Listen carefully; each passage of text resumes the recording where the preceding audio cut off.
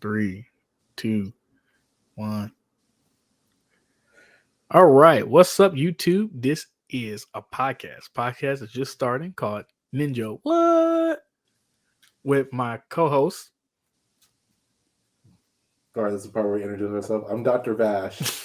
This is DrVaash. Here I have a YouTube channel, 37, 38 subscribers deep. Let's get to 50, you know what I'm saying? Link to my channel in the description. It's like we all got big goals around here, you know what I'm saying? His information will be in the description below. And we have our guest. Well, Mount Fables. You can just call me Fables. Pretty much what I do is I look at the world through the lens of philosophy because I think it could, kind of help people better understand it and, why we here and how things work and why they work the way they work. And I like trying to spread that to others. So I guess if you are interested in that, you can check out my Instagram at Mount Fables and pretty much any other social media site at Mount Fables. But I only really have Instagram and TikTok, really just Instagram at Mount Fables. So, yeah. Damn, that's a long-winded way of just saying, hey, my name is Mount Fables. No, I'm saying. My channel is just Yu-Gi-Oh! And single-player games. Half the time Yu-Gi-Oh!, other half Yu-Gi-Oh! So, I mean, same. But Yu-Gi-Oh! But yeah, so this podcast right here is just going to be a podcast about pop culture, and we're just going to talk about different things that's going on that we find interesting. So it could be anywhere between games, movies, anime, pop culture. You know what I'm saying? But not like, celebrity news. I mean, hey, it might be celebrity news in this one. Well, at this point, I mean, it's like anything that's, popping. Yeah, anything that's popping, you know what I'm saying? So, yeah, let's go ahead and get into it. We have the first thing on our list because we're going to save the major things for last, right? We have got an announcement that Dragon Ball Z Budokai Tenkaichi 4 is going to be hitting the markets at some point. You sure that's not the big thing? I mean, Tenkaichi 4 has been 10 years since Tenkaichi 3, probably longer, 15. I think it's been longer than that. What's it, 20? It's 2023. When did, hold on, let me see something. I am not staring at my screen, am I? Boom. Boom. There we go. When did 10 IG3 come out? Boom. 2006. Wow. Wait. 2007 is right above it. No, 2007 is right above it. Dang. I am showing my research skills on blast. It's okay. It's power editing. I'm probably not going to edit anything else, to be honest with you. But so October 4th, 2007, which would be, if you do math, and math 16? Is my strong suit, I swear. That's 16 years ago. Pretty much, yeah. Jesus. So 16 years ago, the prequel to this game was out. So yeah, that's a very long time, especially just based off of every other Dragon Ball game that came out since then as well. If we wanted to be, I guess, I don't know what word I'm looking for right now. So I'm gonna let y'all speak on it. What do y'all think? Wait, this is Tenkaichi 3? No. This is the year that Tenkaichi 3 came out. I don't know if y'all can see what I'm doing on the screen, so I'm just gonna act like that.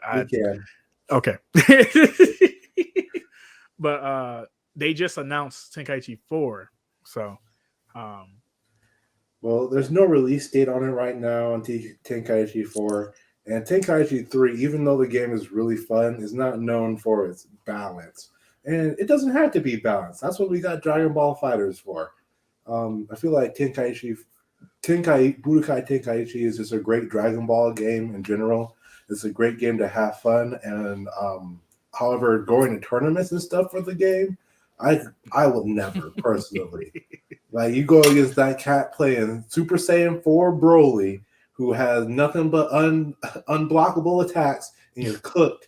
And you're just like, my main is freaking Super Saiyan 1 Goku early. And I'm over here getting tossed by ultra ego Vegeta over here. Exactly. You know, it's funny. I actually agree with that too, though. Like how you said, like the game doesn't have to be balanced because I mean, in a way, I think that's what makes it kind of fun. Yeah. Even though you could argue, like, I mean, everybody's just going to use the same characters after a while, but in a way, like when the game is unbalanced and like you have everybody as a strong character and everybody has like some weird set of tools that can help them win through unfair means. In a way, that's kind of balanced in itself. To be fair. And not only that, I can't hop in Dragon Ball Fighters, choose Cyberman, and be like, choose your character, because I'm about to whoop your glass with Cyberman. Yeah, I know, right? I'm about to whoop your glass with Hercule. Let's get it. Hercule's my favorite character, too, and I used to always lose. Like, wow. I was about to say, oh, go ahead. I was just going to say that in the game, too, since there's like hopefully going to be more characters in Tenkaichi 3. Tenkaichi 3 came out the gate with like 100 characters. And sure, almost all their combos were the same. Just the fact that you can do anything with those characters, play at almost anybody, any era, any move that you want. Like, come on.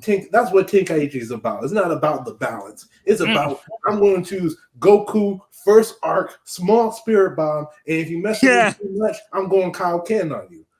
Honestly, I agree with that. Yeah, that's the best part, is that you can choose any like obscure character like in the whole Dragon Ball universe. Yo. Like, I think Devilman is most definitely not broken, but Devilman and is it Devilman? Yeah. And, Tenkaichi 3, man. He had that one special ability where it was like he come at you like a bullet, and it's like literally no way to dodge it, and it does so much damage. That's great.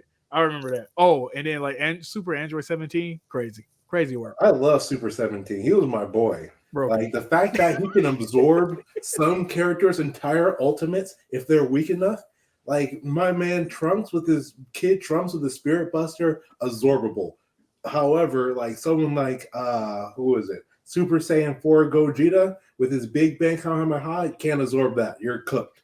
So like that small little stupid knowledge that I remember from Budokai Tenkaichi 3 on my probably hundreds of hours of playing it. And it's like the small obscure characters, what you said previously, Fables, where you're just like, oh, I'm going to choose a random character. Back when me and Sage, when we first met and we were in the dorm room of college, and our old friend whose name used to be Jules, they played Arale against me. And like, I've never fought against Arale before, and this character is dumb. This character is stupid. And I'm playing as Super 17, and my whole gimmick is to invalidate your gimmicks. And he has no energy Arale has no energy for me to gimmick them out on. Exactly. I was about to say too, speaking of Gogeta Super Saiyan 4, man, that was a character. Yeah, at full power, you couldn't even throw energy bombs at him because it would just deflect from him breathing. Exactly. That, like I said, that was a character. That's who I would pick Gogeta and him if I wanted to go crazy. That's all. I actually really like Gogeta too. Yeah. But yeah, I got the trailer up here. Who all seen the trailer? Let's start there. I mean, I seen the trailer, but like, it's just it's not. It's not say much. Nothing, but yeah, it's what's needed. Yeah, I could tell it's like a hype trailer. Like, I mean, I seen it too, but yeah. Okay. Well, I mean, that's it. Play on it. Oh yeah, I'm still gonna play it. Put it on full screen. And the best part is they're showing like the old gameplay too. That's what I'm saying, bro. So clean.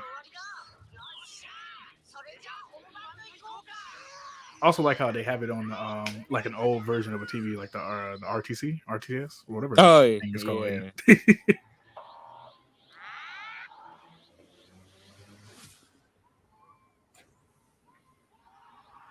It's like they copied the animation too. Like that's what makes it better with the transition. Exactly. Yeah, I love self shading. Oh yeah, look. It's lagging a little bit, but it look nice. Oh, look at that. I remember back when I played Budokai Tenkaichi 3 for the first time, and you're like, man, it looks just like the anime. Yo, exactly. And Bro, then this you be watching the videos, and you're just like, dang, I don't know what I was seeing back when I was 16 years ago. Because hey, that 16 boy, years ago, the anime did look like that. No angle cap. you over here looking at these models, and you turn on Dragon Ball Fighters, and you just like, I'm literally playing the anime right now. This is literally me doing moves straight from the anime. Yeah, exactly, bro. Exactly. Oh yeah, that was the time. That was the time in our little guys, little people lives. Hopefully, they don't do like they won't have the same system as Universe with stamina. I'm not the biggest fan of stamina. Like I prefer the timing the button presses, but at the same time, I know the timing for the like evasions in that game were around a frame or two. Yeah. Uh, like you have to press it before you get hit, and like I love the precision. However, it's definitely something that you have to practice heavily to just drop out of combos naturally. So I used to be a fan of Xenoverse's stamina system until I played the game, and I'm just like, this is the dumbest thing ever. Like the fact Yeah. that Yeah, I agree. literally I touch them and they can just escape for free, literally Naruto substitution, and every character and got 4 bars of substitution. Like, Yeah, I think could you break out of combos in Tenkaichi 3? I think you could, yeah, right? like if you time like the block in the middle of like of you getting hit, if you press it right before you got hit, you could teleport behind them or like teleport out of the combo. Okay, that's what I thought. And then like they didn't have anything that was tied to like your key, right? Like once you run out of key, it was like The most important thing about key in defense is like if you break their guard or they have no key, you can run a train on them. okay, that's what it was. Okay, I was gonna say it was something to where you had to make sure you still had like energy or key Yeah, or whatever like to if get they across. did their rush super at you and you didn't have the timing of like a god, you just blocked it, and if you had no key after you blocked it, you're cooked. Gotcha. Okay. Yeah. That sounds about right. That sounds about right. Yeah, that was just a crazy time. I think my favorite character to use on there, it was Kid Buu at one point in time, um, when I was filthy casual, and then I think it upgraded to like probably Gogeta. I ain't gonna lie to you. Which one? I Which was one Gogeta? all of them. No, like, I ain't gonna Bro, lie to you you. over here trying I was hard to broken. get me. Nah, Yeah, bro. Kid Buu was nice. Kid Buu was nice. For something that like you're talking about all these characters and something that we didn't bring up is since games are trending to having like less features and stuff compared to like games back in that time period where they were mostly concerned about adding more features. What do you think that they're going to like keep in the game? What do you think they're going to try to like repackage and sell to us? Like for example, the tournaments were a huge aspect. Oh, I was about to of bring that up to the tournaments. Yeah, I used to love Yeah, those. the tournaments were amazing. Like Yeah, they I were agree. fun, they were difficult. Each one had their own gimmicks, and each one like you had to learn specific things for each tournament. And like, do you think they're going to have like 5, 6 tournaments that in the previous one? So here's what I'm thinking. Because they had the tournament system even back in just Budokai one. Like they had a tournament system in that one, and it was just like.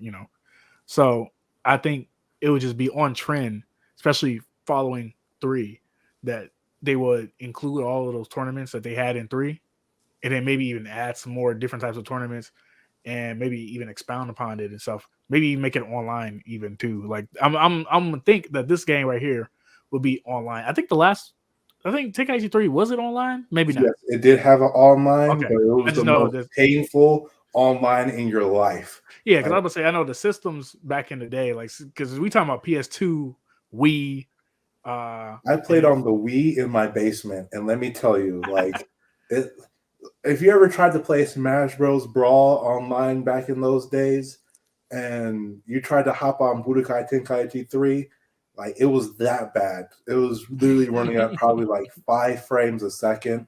Like Yeah, I can just imagine you trying to do the 900 Kamehameha ping. with your fingers, like, and it's not registering, and then it's lagging at the top of that. I mean, it will register your motions fine. I mean, I also learned how to cheat motions, but like it will register them. It just took forever. Like every super is a cinematic super in the game. So like I'll play online. I was playing against an Orally, and I was playing Super Saiyan 4 Gogeta for like the first time. I hopped online and I was playing Gogeta online for the first time, and I was like, "Oh my god, I'd rather just play alone. Like this is terrible." Yeah, that is crazy. But yeah, just to wrap up my point, yeah, I think they're gonna bring back the tournaments for real, for sure.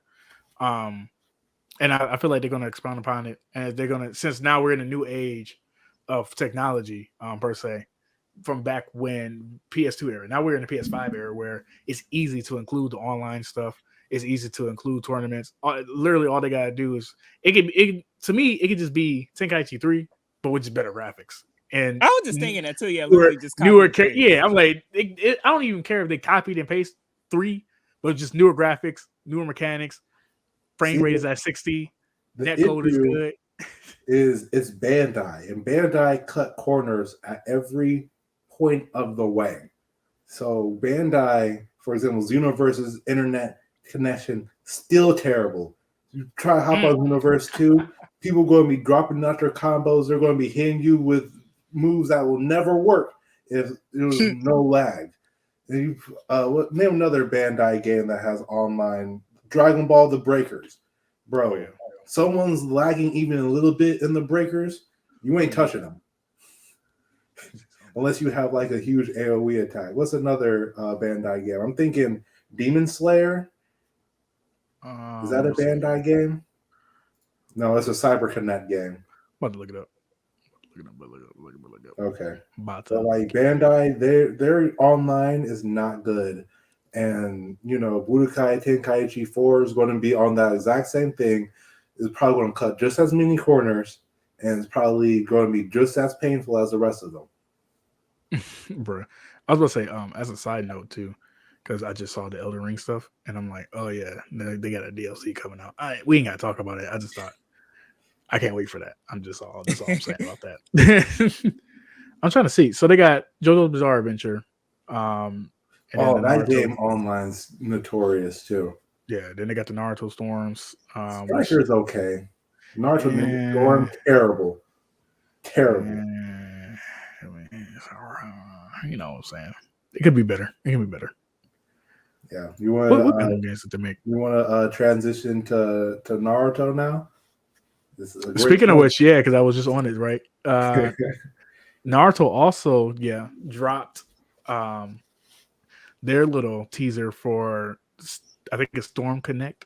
So it's not given the official name. It's called Storm 5, bro. Storm 5. Oh wow! So it really is Storm 5. Wow. He's saying Storm 5, but it's Storm Connect. Okay, it's Storm Connect. So it's like I spelled Storm wrong.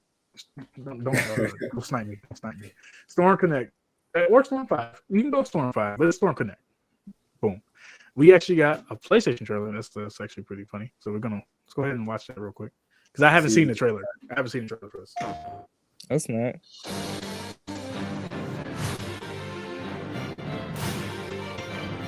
Gee. They weren't really that happy about it. Or kind of happy about it. I don't know. I'm not gonna lose, you hear me? Now I'll just cut you off completely. I'll inherit my master's will. You can't defeat me. No matter what you become. This is all just going to be basically the Hokage is the person who walks in front of everyone and bears just a all retelling the pain. of the story, essentially. Pretty much, yeah. Yeah, with the Boruto implement into a problem. I'm just waiting to talk. Wait for this to be over.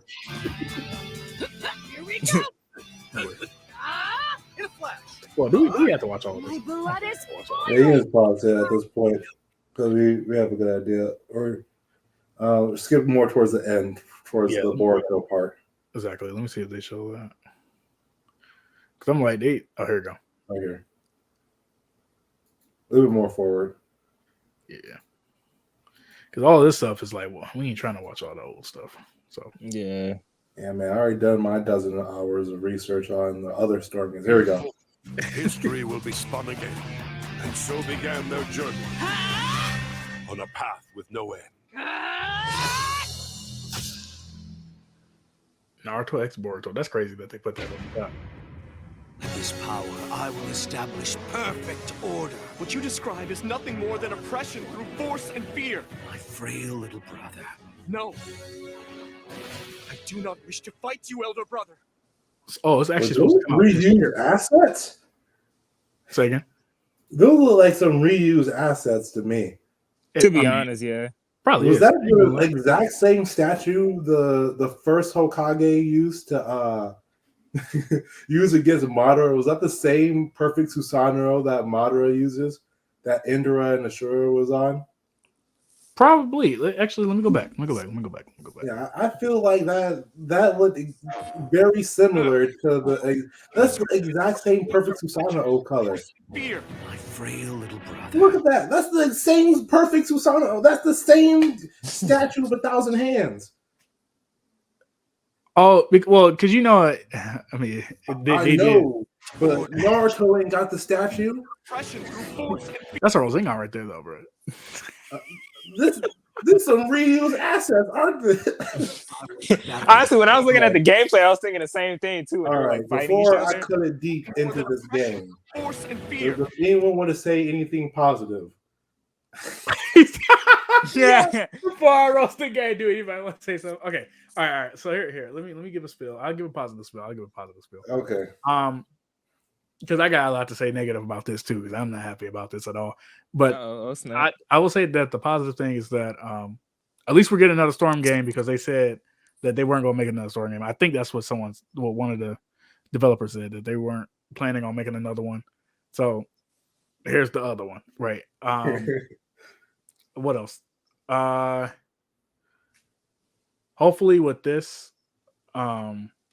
maybe they'll improve like netcode and stuff like that. They'll improve stuff. Hopefully, I'm hoping that they'll improve a lot of stuff that was in Storm 4. They'll improve that, make it run better, netcode get better.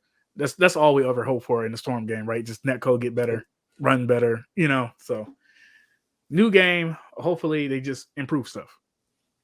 So if somebody else have something positive, go ahead. If not, let's start the roast session. Okay. I have something positive to say about it. I'm glad that they're expanding on Boruto's story with this, even though the anime ain't even at the time skip part yet. But I feel like Storm Connects, it might just be a holdover until the actual Storm 5 come out.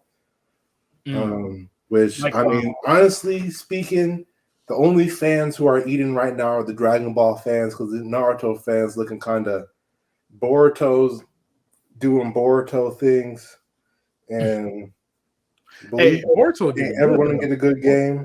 Hey, don't sleep on Boruto. Boruto getting good. One Piece ain't ever going to get a good game.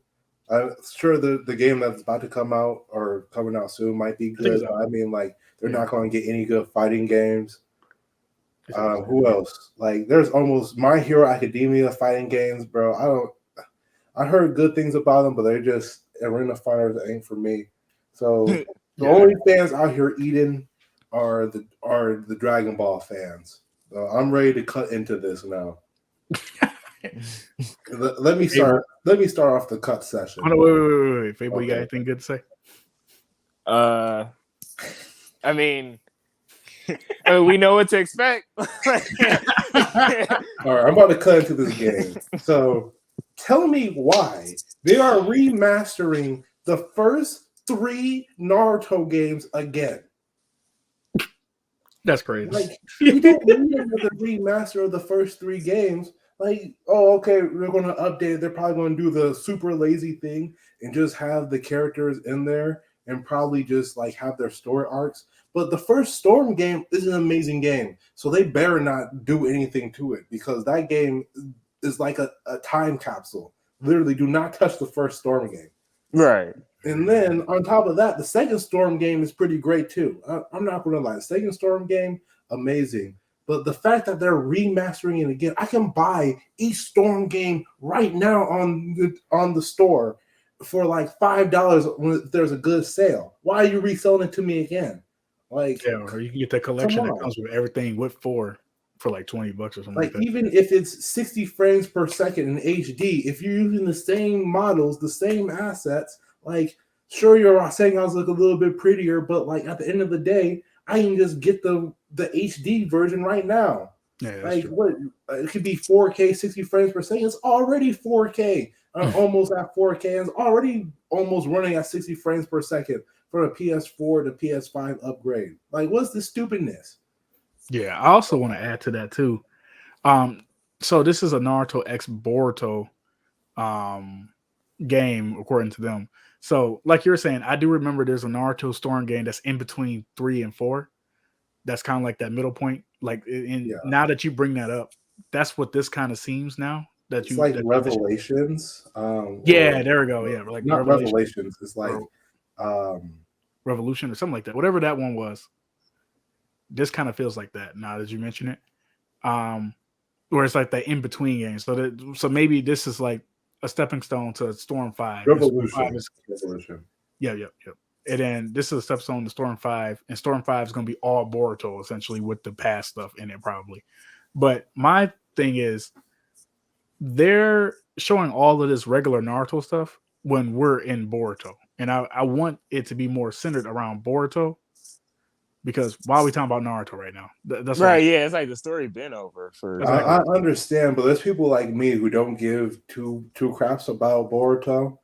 So like, I'm more willing. If you have the old characters on there with the old storylines, I'm definitely more willing to buy it than the Boruto stuff. So I don't blame them for appealing to people like me. But at the same time, if I wanted to play the old ones, I can just buy the individual games for like $5 a piece.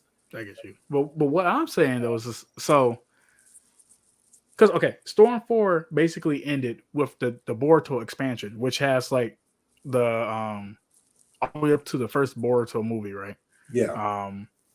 So why are we talking about all this older stuff? We should be moving forward because we already have IPs and we already have like DLC game. Yeah, I see what you're saying. And stuff of Boruto already. So why is this trailer about Naruto? Yeah, like, and it's about all the Storm Naruto, like the first one, second one, third one. Like, okay, but what about new stuff, new IPs, new stuff?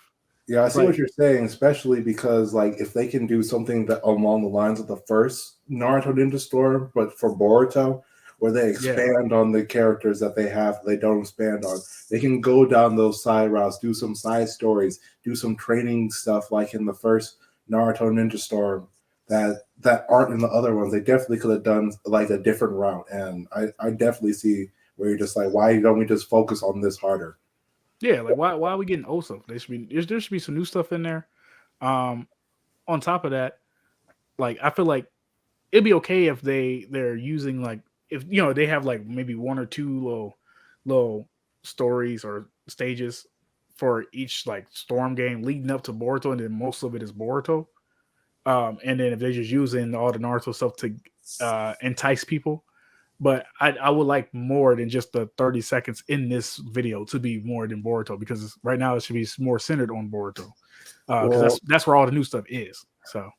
I think that they're not showing that much extra stuff because another gripe with this game is I don't think they're going to add that many characters to the game.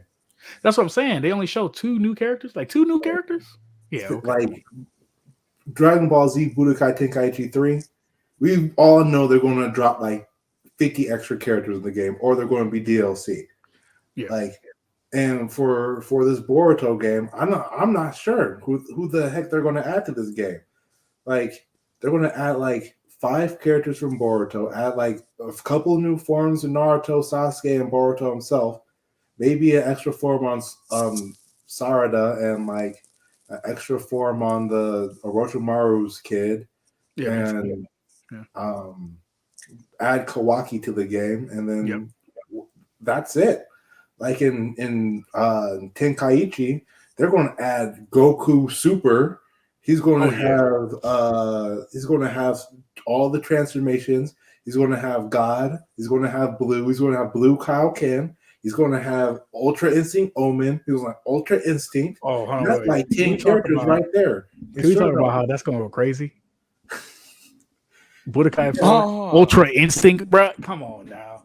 Ultra I mean, I Ego know right now. we're on Naruto right now, but like you see how much more hype we're getting on one character in his 5 different forms because we know Budokai Tenkaichi is going to do him right. We know that he's going to be strong. We know he's going to be overpowered and stuff. For Boruto and Naruto Ninja Storm, the character being good is so dependent on some the tech of the game is so different than Budokai Tenkaichi 3. Whereas like if you can't hit an aerial person with your ninjutsu and stuff, or like you can't jump or you can't cancel your combos automatically, like Sasuke the Last in freaking Naruto Ninja Storm 4, like if you ain't got that, you're trash. Like you're terrible. If you're not breaking shields by doing one combo, you're trash. And in Naruto Ninja Storm is unpredictable who's going to just be like God tier and who's going to be absolute dog water. Yeah, I agree. Did you want to say anything, Fables, about anything you want to say is this is horrible or something? Because I'll make a point, but I'll let you go ahead first. Well, I was just gonna say, I mean, I think we can clearly see who's going to be probably like the winner, like as you said, who's going to be eating more in terms of franchise. Because I mean, look at the Naruto thing. I mean, you know, the only thing I can see them adding is just like the Boruto stuff. But other than that, it's like, I mean, I don't know what else they can do. Because honestly, didn't like the Naruto story kind of end? Like, are they still doing the anime or? They're doing Boruto. Yeah, they're on Boruto. So. Oh, okay. Well, I mean, I guess that's still going. But I mean, what is it? This is like some fan art stuff right here. I ain't gonna cap. I mean, it does not look like Ryu's assets. Like, yeah, it looks amazing, but like it's definitely just they just grabbed the statue, added some lights to it, and added some Rasengan in the giant's hand. Why is the giant's hand using so many Rosengans? Like, what? Why is this? This is not practical. Because they want to hide the fact that it's an acid flip.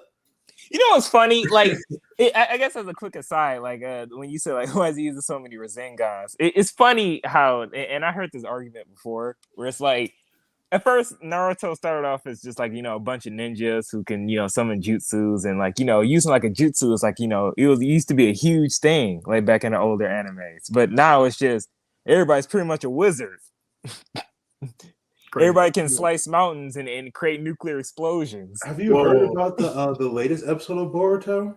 Wait. We ain't gonna drop no spoilers. But on top of that, not everyone can slice a mountain now. Come on, we ain't gonna go there. I'm not going to. I don't know exactly what happens, but I can just tell you the rumors that I heard. You want to hear the rumors? Go for it, because I probably already heard it anyways. I'm gonna drop a word. I'm not gonna drop anything. I'm just gonna say spoilers. So anybody who spoilers, that's all I gotta say. Bro, Naruto does nothing in the like. This is like right before the time skip, and there's like an epic fight between two characters, and Naruto shows up, and he does nothing. I'm not gonna say the names of it just in case I'm incorrect or if it's spoilers. Okay. But like Naruto shows up and he does nothing. Like. Yeah, I still have to. I'm a couple episodes behind, so I still have to watch it. But I know essentially like what the fight was about and all that stuff. So, but yeah, I'm not going. Yeah, I understand the like putting the main character of the previous show in the back burner, but like you don't want every character to be like Goku, where we refocus, give Goku 12 new forms every new thing. But like you don't put your main character of the previous show. Like make him to a joke. Like he can't do nothing because he didn't got no. Was that the new chakra called like God chakra or something? Like he ain't got no God chakra, so you can't touch me. Like what's this garbage? Come on, like I'll say this because I think what they did with Naruto, I think it's fine. I think that actually kind of like it because just because like how it's being depicted, like you have to watch it kind of. So it's just like they make him more like think of like Lady Tsunade, for instance, where she used to have all this power, blah blah, and then she became like the Hokage, and then she hasn't been practicing as much, and now she has like all these duties that she's worrying about and tasks and stuff. So I get where they're going with that, with all that, and then it's like stuff that's leading up to like, because Naruto loses certain things as Boruto continue on when they get to certain points. So it's like now it's like, okay, what can Naruto really do without basically half of Naruto, right? Because like Naruto's so used to doing certain things, and they tried to implement certain things, and it's like, it's working. Some working, some are not. But the story is not about Naruto, right? The story is about Boruto. So it's like, I understand, but it's just like my issue is creating a new power system that invalidates previous characters and only making your main character good. Like that's the power system that invalidates our character. Like my man Naruto, like I understand adjusting with the times and stuff, but like the moment where it's sort of like the Sage Chakra thing, and at the end of Shippuden, where like Sage mode, like, oh, you can only touch me if I have Sage mode, but now that's like every person now, and then now Sage mode ain't gonna cut it no more. So it's like, look, what like you gotta teach Naruto new tricks. Just like he ain't just gonna stand by and just let people run trains on his village. He's gonna learn how to get some God chakra. You know what I'm saying? Like that's what I think that's what people were speculating, or something like that. Like either he was going to improve Sage mode, and Sage mode was going to be like I don't know, something big, or he was going to maybe God chakra, like something like that, like an Otsutsuki level type of chakra or something. So, well, we'll have to see. That's essentially. I don't read the manga. I only watch the show. So yeah.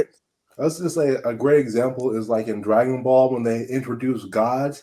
And they gave God Chakra to Goku and Vegeta. They didn't just give it to only Goku. So, like, now we expect Vegeta to throw some hands, too. You know what I'm saying? Oh, yeah. And the fact that only one character, Boruto, technically two characters, Boruto and the other guy, Kawaki, are the only characters who can throw hands. I ain't ever seen this cat Kawaki before. And I guess in my head now he's Vegeta, but like in Dragon Ball, there's no like, I guess if Dragon Ball focused on Gohan, we would expect Goku to be able to do something. We don't want Goku to be sitting on the sidelines, getting hands down every fight, or saying, bro, I can't do nothing to you. Like even when Goku fought Cell and he's like, oh, I can't do nothing to you, he still blew half a Cell off, and Cell just got up and said anime bullcrap. Yeah, I get it. Yeah, I agree. I agree with that. 100%. What else was I say? I forgot what I was about to say. I ain't gonna give a cap to you. It's all good. Fables, you got anything? I don't know. Do you want to move on to the next topic, or? Man, you ain't got nothing to say, bro. I'm gonna be honest. Like a lot of these games, I was a little bit younger when they kind of came out, and I wouldn't say I'm so proficient in the whole Naruto lore, but I mean, you calling us old, bro? No, I was playing. But no, I get you. Yeah, I am very interested in the world building. I would say, like even with like Dragon Ball Z, for the most part. For $5 on a good sale, you can play each Ninja Storm game. Yeah. Wait, which one are y'all guys excited for? Go ahead. Sorry, I cut you off. Oh, real quick, I was just gonna say, I remember playing like the I'm not sure if it's the first or the second Ninja Storm game. Like that one was angle, it was pretty goated. Was it so was there the way how you remember between the first and the second one is the first one there was jutsu clashing when you hit a super attack, had to mash buttons. And the second one there's pain. Yo, hey, the button mashing, clashing, jutsu thing, bruh, that went crazy. Bro, it will never come back. That's why I'm saying the first one just needs to be time capsule. Because all the mechanics in the first one was never coming back. You know what's crazy? So I'm not sure if this is the first one, but I remember there was like a stage in the story where it was like a burning village. Was that the first one? Shoot. I'm trying. Could you run on walls? You remember running on walls? I know there's like a rock stage, like where you could kind of do that. I think I know it was like it used to be like these little orbs, like these like blue orbs that you pick That's up. every game. That's every game, bro. That's Now, honestly, I don't even remember because it's been a second since I played in one. the first Ninja Storm game, you could run on walls, you could jutsu clash, you could there was elements based off of like I guess that's in every Ninja Storm game. Super attacks, you had to mash to do, and they all had like separate side effects too. Awakenings were pretty unique, and what else? There was also a few, and like the battle damage mechanics was weird too. There's like a lot of unique stuff in the first Ninja Storm game, and there was no teammates. There was no like calling assist. Oh Bro. yeah. I think that might have been the game. Yeah. Dang. Yeah, I might have to look it up or something because, like, I have a vague memory about it. Yeah, there's the first one again. Amazing game. Most of those mechanics will never come out. If you want to enjoy it, you're going to have to like get either like the entire thing or just buy it when it's on sale, because there's some great things in that one. The ultimates, they're much more cinematically like pleasing compared to the other ones, because they just said, this is our first time making these type of games. Let's make these super attacks anime accurate, and on top of that, give it all the cinematic masterpiece it deserves. Right? Yeah. No, it's not. Bro, oh my gosh. It might have been this. Bro, you could clash with rotation. Come on. Jutsu clash with rotation. So unnecessary. I agree, bro. I agree. Oh man.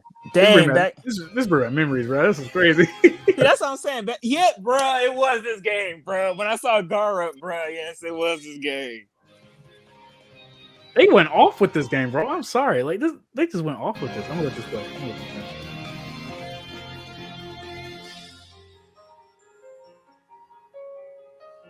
They didn't have to go this hard the first time around, but they did.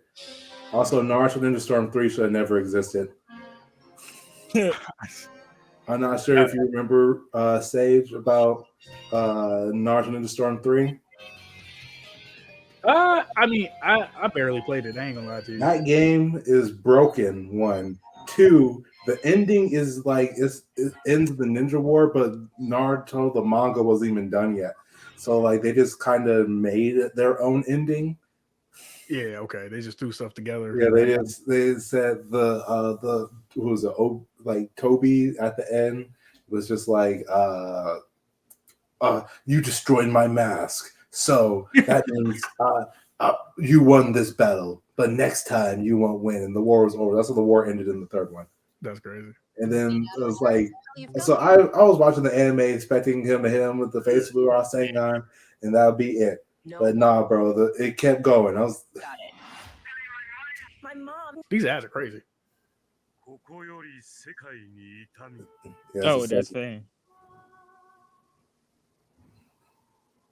Did this have a song to it? I feel like this had a song to it. I mean, do you need a song when you have visuals like this? Bro, people are already getting carted off. I mean, the Ninja Storm games, cinematics, immaculate. Like, Budokai Tenkaichi 3 can't even hold a candle to this. Oh, yeah. I agree. But for some reason, I thought it had an intro. The gameplay is just, even though the gameplay in Budokai Tenkaichi 3 is more broken and less balanced, it's just more overall fun compared to like the sheer amount of mastery. Like, sure, what was it? Ninja Storm is much more of a technical game, but I feel like the technicalness comes from the fact that the developers never jumped a day of their lives the entire time that they were playing the game. And do you blame them? Because the moment that you learn how to jump and stuff, you realize the game isn't meant for people to be in the air. Yeah, I agree. And that's what causes most of like the very technical stuff. And then they have like really flashy moves that are way too flashy.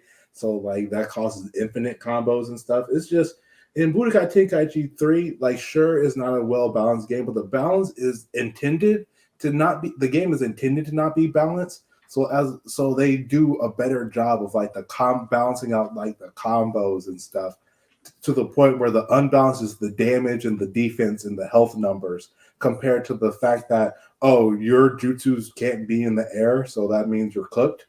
I can just jump over you dashing at me with dynamic entry. Your character's trash. Yeah, your character doesn't have an infinite combo that they forgot to patch out. Trash. Your character hitboxes are absolute garbage. You're done.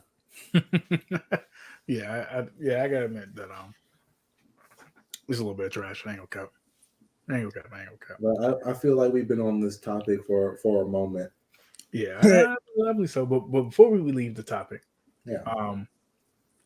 which one are y'all more excited for? I mean, there's a clear answer, but bro, I'm ready to drop some spirit bomb on some Cyberman. I'm not sure about you. Oh man, yeah, I gotta say the same. Speaking of dropping spirit bombs and Cyberman, let's talk about that Ant-Man. he's like Cyberman level, isn't he? No, I mean that's not what King the Conqueror felt when he was defeated. Oh my god! Okay. Raise your hands, even though they can't see our hands. Who all saw the movie? I saw a bootleg of the movie. That's crazy. I didn't even see the movie, bro. I'm gonna let y'all run this topic. Bro, you know I'm about to let her rip on this topic. I'm ready to listen. Before we get into all that, let's talk about a certain individual. This guy that's in. It's going to be our next conqueror, right? But he's also a man of steel, if you will, not Superman. Creed. Is that a crazy intro for this guy? Maybe not. I don't know. I sound like a journalist, don't I? He's done other things too. He's done other movies besides. I mean, sure, he has two. In the two movies he was in, they probably altogether made $2 billion in the same month. But like, shoot, the fan service for all the women that's watching us. Fan service. There you go. You're welcome. Are you sharing the screen right now? Oh no, I'm not. I just like sitting here. I'm just like, bro, I don't know what he's talking about. Maybe he's going to edit this in afterwards. No, we one take. Fan service for all the women out there watching us. If y'all do fan service, I got you, bro. Got you. Oh, yeah. I mean, a very aspiring physique. A physique that someone can aspire to. Got you. Let me stop showing pictures before he take us down. I mean, I was going to say something else, but you showed him a bit too much over there. I was like, nah, you just gotta let the women enjoy themselves. You know what I'm saying? Yeah, the two women that show up to this make it this far. Thank you for making it this far. You might as well like, comment, subscribe. You know what I'm saying? Like, comment, subscribe. That's a better rating than I thought I was gonna get. I ain't gonna lie to you. From what 6.4 is a better rating for a Marvel movie? That's some incredible Hulk numbers. That's the first Thor movie. Yeah, I was say, are you on Rotten Tomatoes? No, I'm on Rotten Tomatoes now. Ooh. Oh. I mean, Yeah. I mean, I want to say some good things about the movie. Okay. I feel like the movie is not bad for a Marvel movie. In fact, it seems so by the numbers. Honestly speaking, it doesn't have a unique bone in his body. So, like, going there wanting to see a Marvel movie, I'm like, okay, this is a Marvel movie. But I also see the other side of the coin where this is a Marvel movie and there's nothing unique about it. Like Ant-Man, the first two Ant-Mans are like little battles. Like he's doing a small little skirmish with some guy trying to steal his technology. Second Ant-Man movie, little skirmish with a girl who's trying to not die. And like they have some fun set pieces. Like Thomas the Train.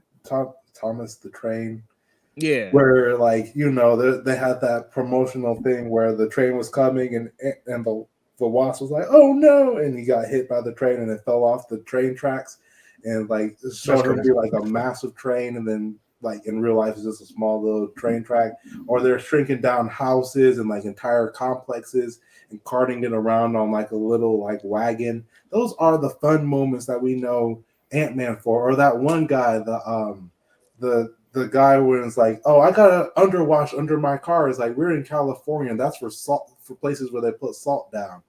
Or like the guy explaining everything in the flashbacks. That's what I know Ant-Man for. That's what the fun things are of Ant-Man. And the fact that they took that out of this movie. Thank you, bruh. Wait. Before we continue though, I should be like spoilers. You know what I'm saying? I'm just talking about the first. Y'all don't want to see this movie. All right, let's go to Fables. Let's go to you, Fables. Well, I mean, well, it's like, where do I even start? I mean, not trying to be funny. I mean, crazy. Okay, so, well, pretty much all what you said, I kind of agree with, like how they use the gimmick of, you know, growing big and shrinking stuff, like in the first movie. Well, the first two movies, I didn't really see the second one, but I know in the first one they did it a lot. Like, I mean, that's his whole gimmick is, you know, growing big and shrinking and stuff. And see, another thing too, that's kind of really big with the world building in Marvel is the quantum realm, right? So with this movie kind of retcon is the fact that the quantum realm used to be something that was kind of not understandable and not hard to perceive because you're shrinking beyond the atom. Like it's subatomic, exactly. Meaning like that's like quarks and bosons and stuff like that. Like all the way down to like, you know, the Planck length. I'm not sure if y'all know what that is, but that's supposedly in you know, astrophysics is supposed to be the smallest length in the universe, right? And at that point, like when you're that small, first off, you can't even be observed at all because there's no type of matter you can bounce off of it to actually observe its, you know, behavior. But another thing too is with the Planck length, when you get so small, it becomes probabilities. Like you're not even like material matter anymore. It's just a bunch of probabilities and waves and radiation. Like it's hard to even measure something like that. So if Ant-Man were to shrink beyond an atom, I mean, it would just be void. You know what I mean? So, and what's funny is the first movie actually kind of said, well, I know it was the second one that did that, where it's like he shrunk really, you know, far down, and it was hard for him to, you know, actually get back to the normal, you know, world, like in a regular size. And it was supposed to be the scary thing because in some ways it actually is scary. It's like there's nothing past the atom. But in this movie, you know, Quantumania, there's a whole mania in quantum realm, apparently. So yeah, you have basically New York City and past the atom.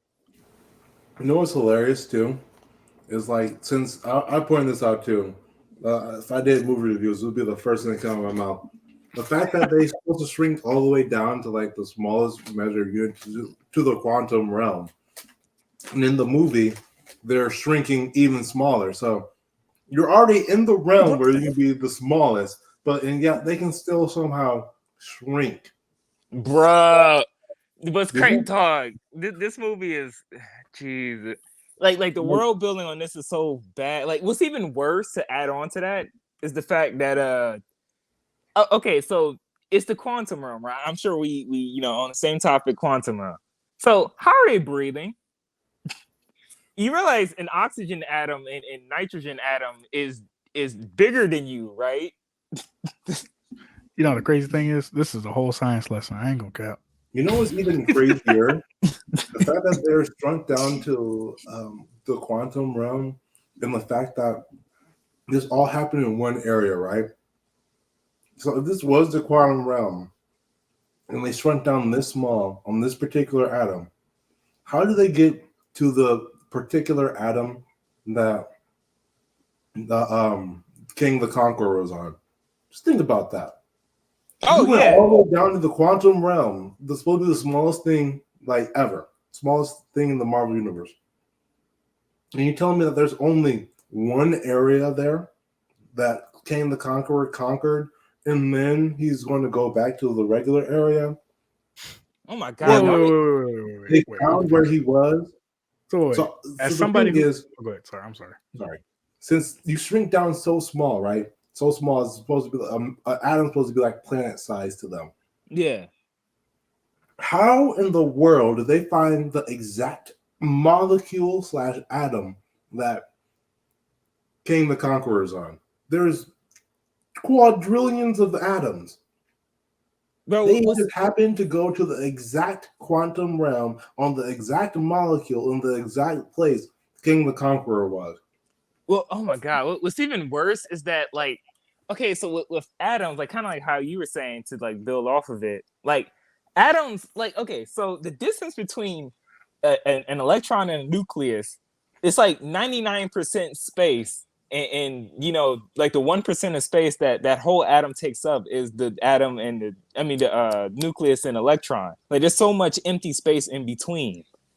So it's like, I mean, like as you said, like I mean, I guess they were on one atom, but I mean, it's like it's so many atoms. I don't know where this took place. King the Conqueror is on this particular oxygen molecule, and the girl just happened to go to the quantum realm, sent a signal in the quantum realm that he picked up on that oxygen atom, shrunk them down. They all somehow landed next to each other, even though and unscathed too, unscathed. Like, because they were falling. They should just put it in outer space. That's what they should have done. The entire movie should have been in outer space. And that's how Ant-Man gets to outer space. They somehow put the quantum realm in there. Whatever. It was a space movie. It basically was, yeah. You said it was a space movie. Think about it. For context for all the people who like science. There you go. I'm guessing they said it's here. You know, we go on like that. I don't know. Yeah, the neutron. That's where they built New York City, on the neutron. So okay. What was on the neighboring neutron? That's what. Like, what if it's on the other one? So let me get this straight. You're telling me that the movie, in the movie, you're telling me that Kang the Conqueror was on an atom? Yes, he was trapped. He was marooned there by other King the Conquerors. Oh, okay. And then, but he conquered the atom? Essentially. What was on the atom for him to conquer? Quantumania. Yeah. It's like, okay. Yeah, I see where this is going. Exactly. That's the best way you can describe this movie. What was there for him to conquer? Quantumania. Oh my God! Where did they land on? Quantumania. So there was people that was living on the atom with him? Yeah, there's other beings, other stuff, entire essential planet system. Huh. And what's worse is they don't even explain it either. They just have it in the movie. Yeah. Oh my God. Hey, throw it in there. And don't get me, like, another thing too is like, okay, so when Kang, you know, when the movie starts, you know, it's you know, the woman, she gets trapped and, you know, she, I guess, has a gun and she starts shooting some aliens that divide. But what's funny is, like, in that scene, so it's showing that the aliens divide themselves. Like, when she shot it, you know, it fell over, but then it divided itself and turned into two instead of one. So I guess a bit of meiosis, whatever that cell division. Mitosis. Yeah, mitosis. Yeah, that. But basically, okay. So, like, okay. So she was, I guess, fighting with it, and she almost died to it. But then Kang, it so happened that Kang was just right next to her, and he shot the alien that was about to eat her. But I mean, I'm surprised the alien didn't divide again to eat her. You forgot that Kang has beams that erases you from the timeline, except when you're a main character. Oh my God, yeah. Oh, and it was by the way, Sage, he actually was disintegrating people by hitting them. And then when Ant-Man and the Wasp got hit by the disintegration ray, they didn't get disintegrated. Right. Oh, what? That's crazy. Yeah.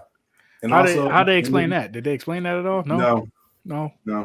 And also, I'm not sure. This is some super spoilers, but the movie already is not making a profit. So if you would have seen the movie, you would have by now. You would have probably saw it by now. Yeah, I agree. But spoiler. At the end, King the Conqueror primarily gets defeated by ants. Yeah. Wait, Yeah, isn't it like, wasn't there super ants in 2?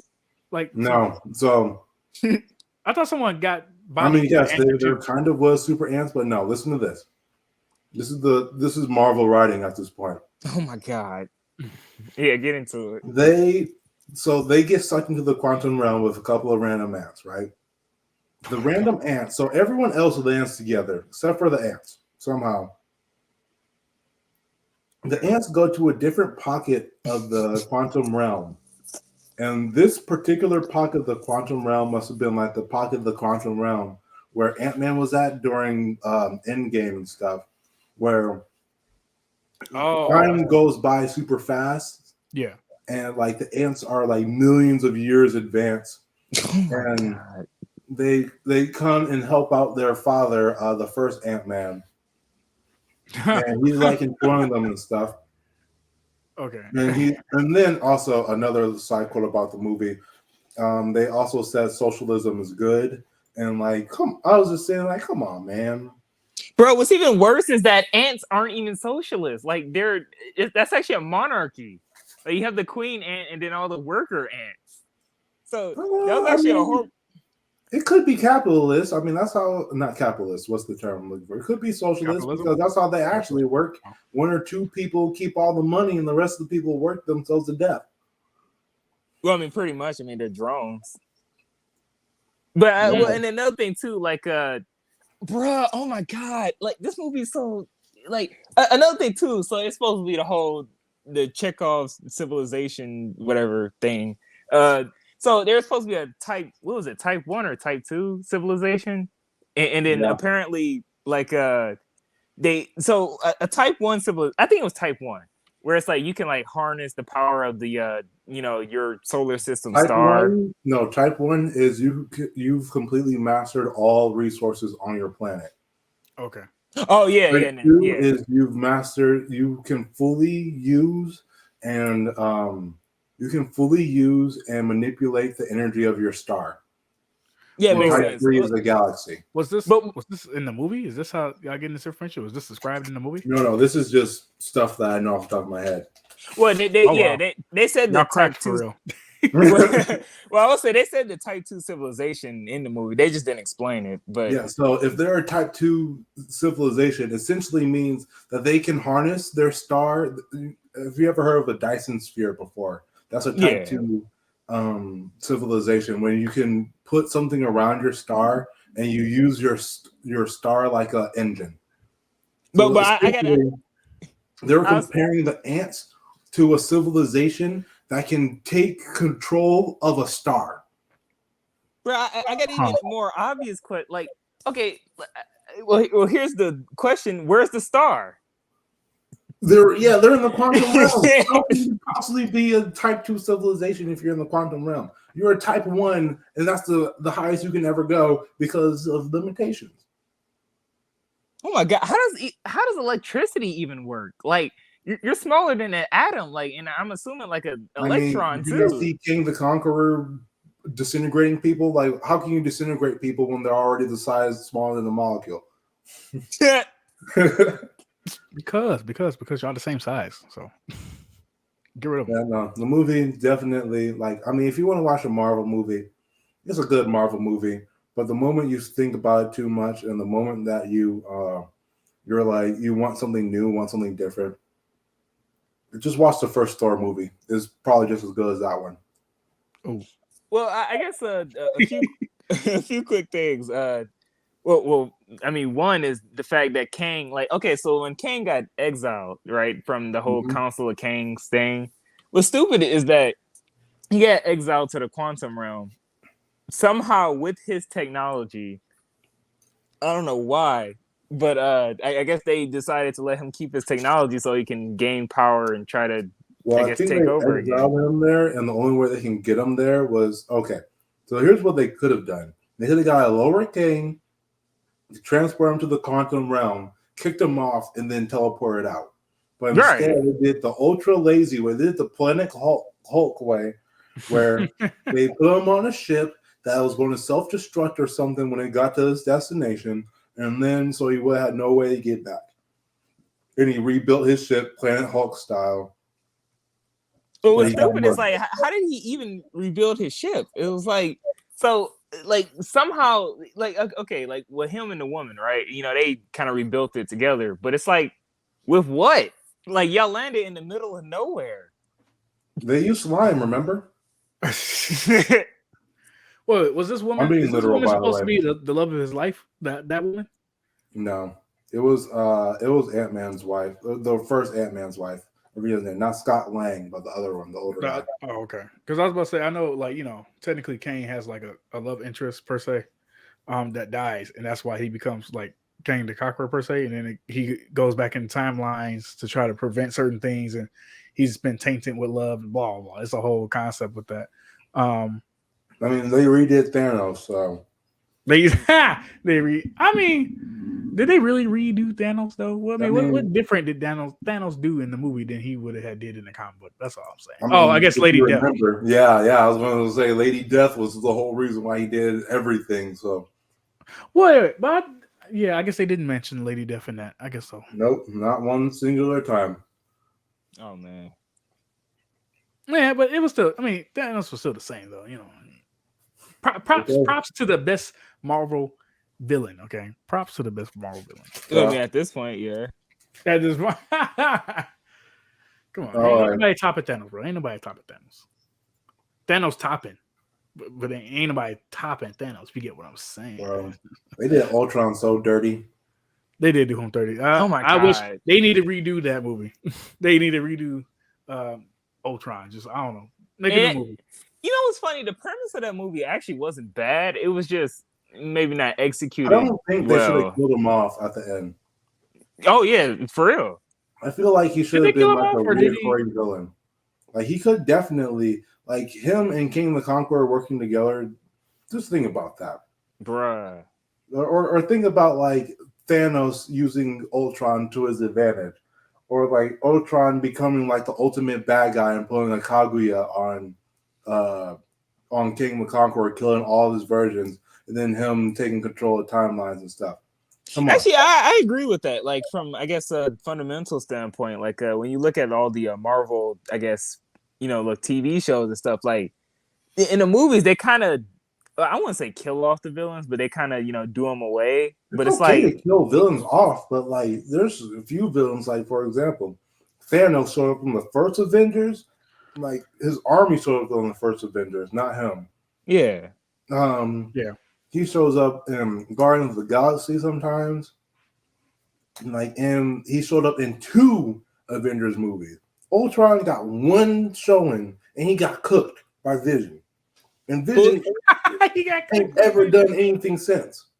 Right. Well, but basically what I'm saying though is like, I mean, these villains stay around. Like they shouldn't be like Killmonger, or you know, Claw, or like, you know, Crossbones, or like Red Skull. Like these villains, they shouldn't just get rid of them. They should kind of have them stay around for a second, because because most of the villains they have aren't even dead. I mean, we saw what happened when they kept a villain. Look at Ricky. Do you know who MODOK is?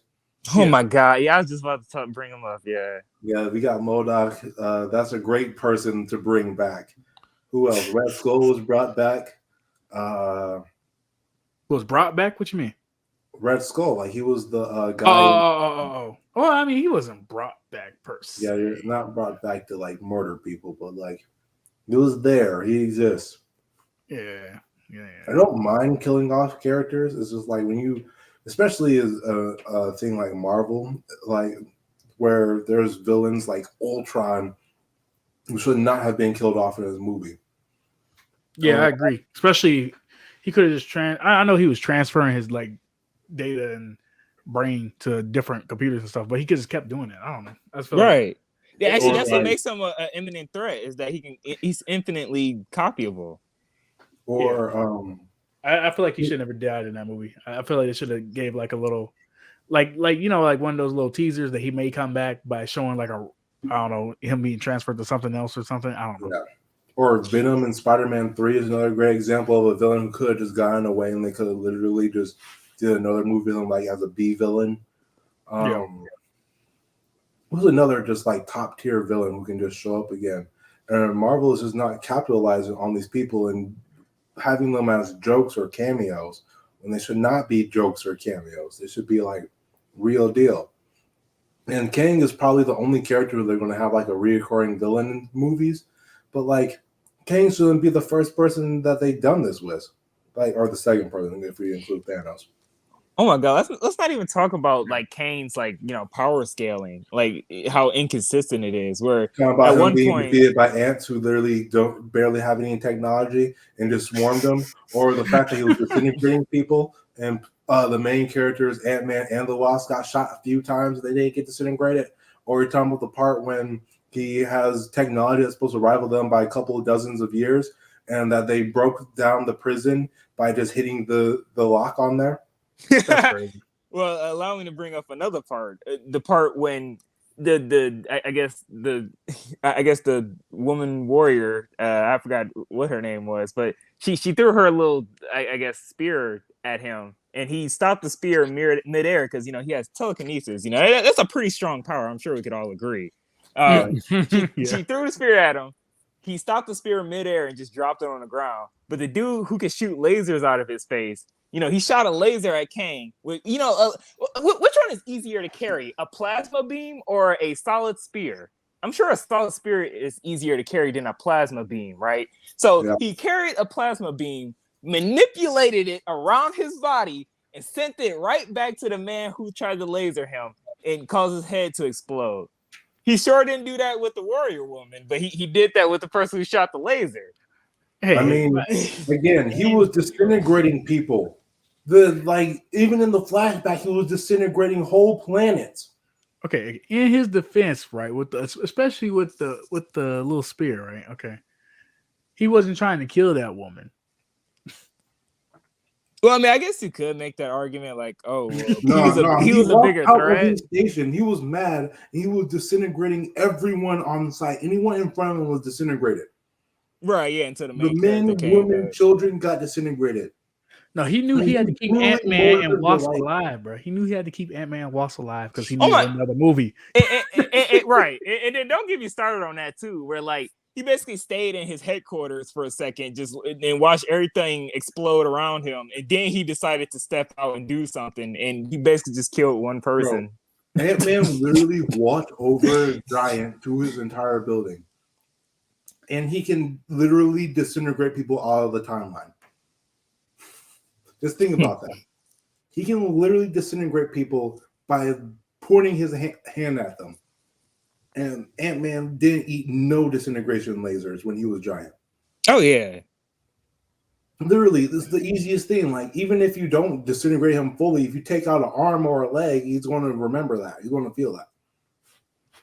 Oh, and well, I guess because I know we're talking about world building a lot. Like, it's not just the world building. It's the dialogue, too. The dialogue is abysmal in this movie. In this here movie, I remember. I'm not sure if you remember, but the scene where it was what's his name, Scott Lang's daughter, and like MODOK, where like I guess she defeated MODOK by don't be a dick.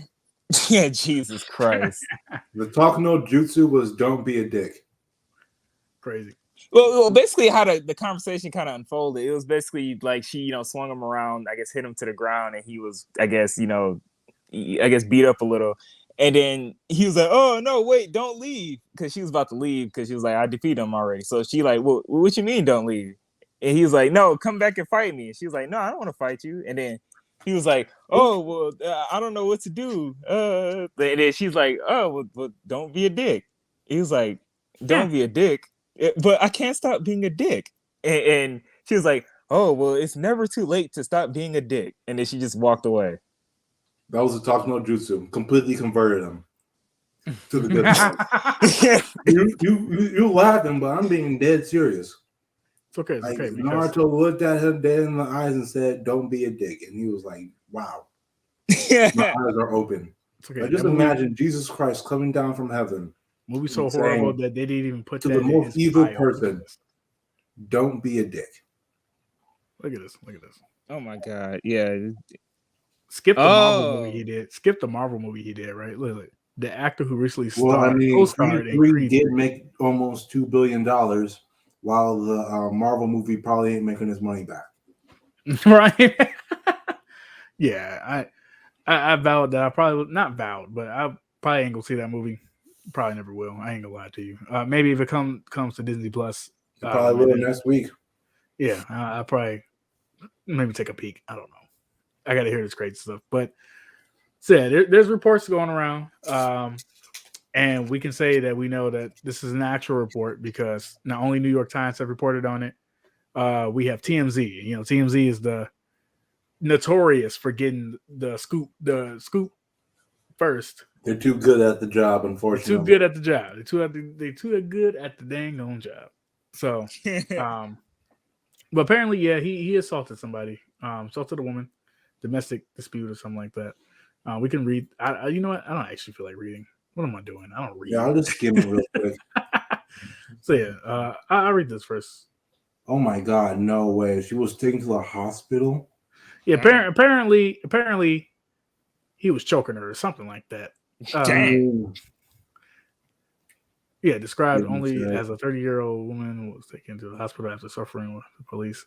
Said there were minor injuries to her head and her neck. Yeah, because he was strangling her apparently. So yeah, and then he basically his response to all this was that I didn't do it. Yeah. I mean, as long as they don't have actual handprints and like in one for one put the handprints from his hands on her neck, like if it's that clear, like, I don't know what to say. Like he's cooked.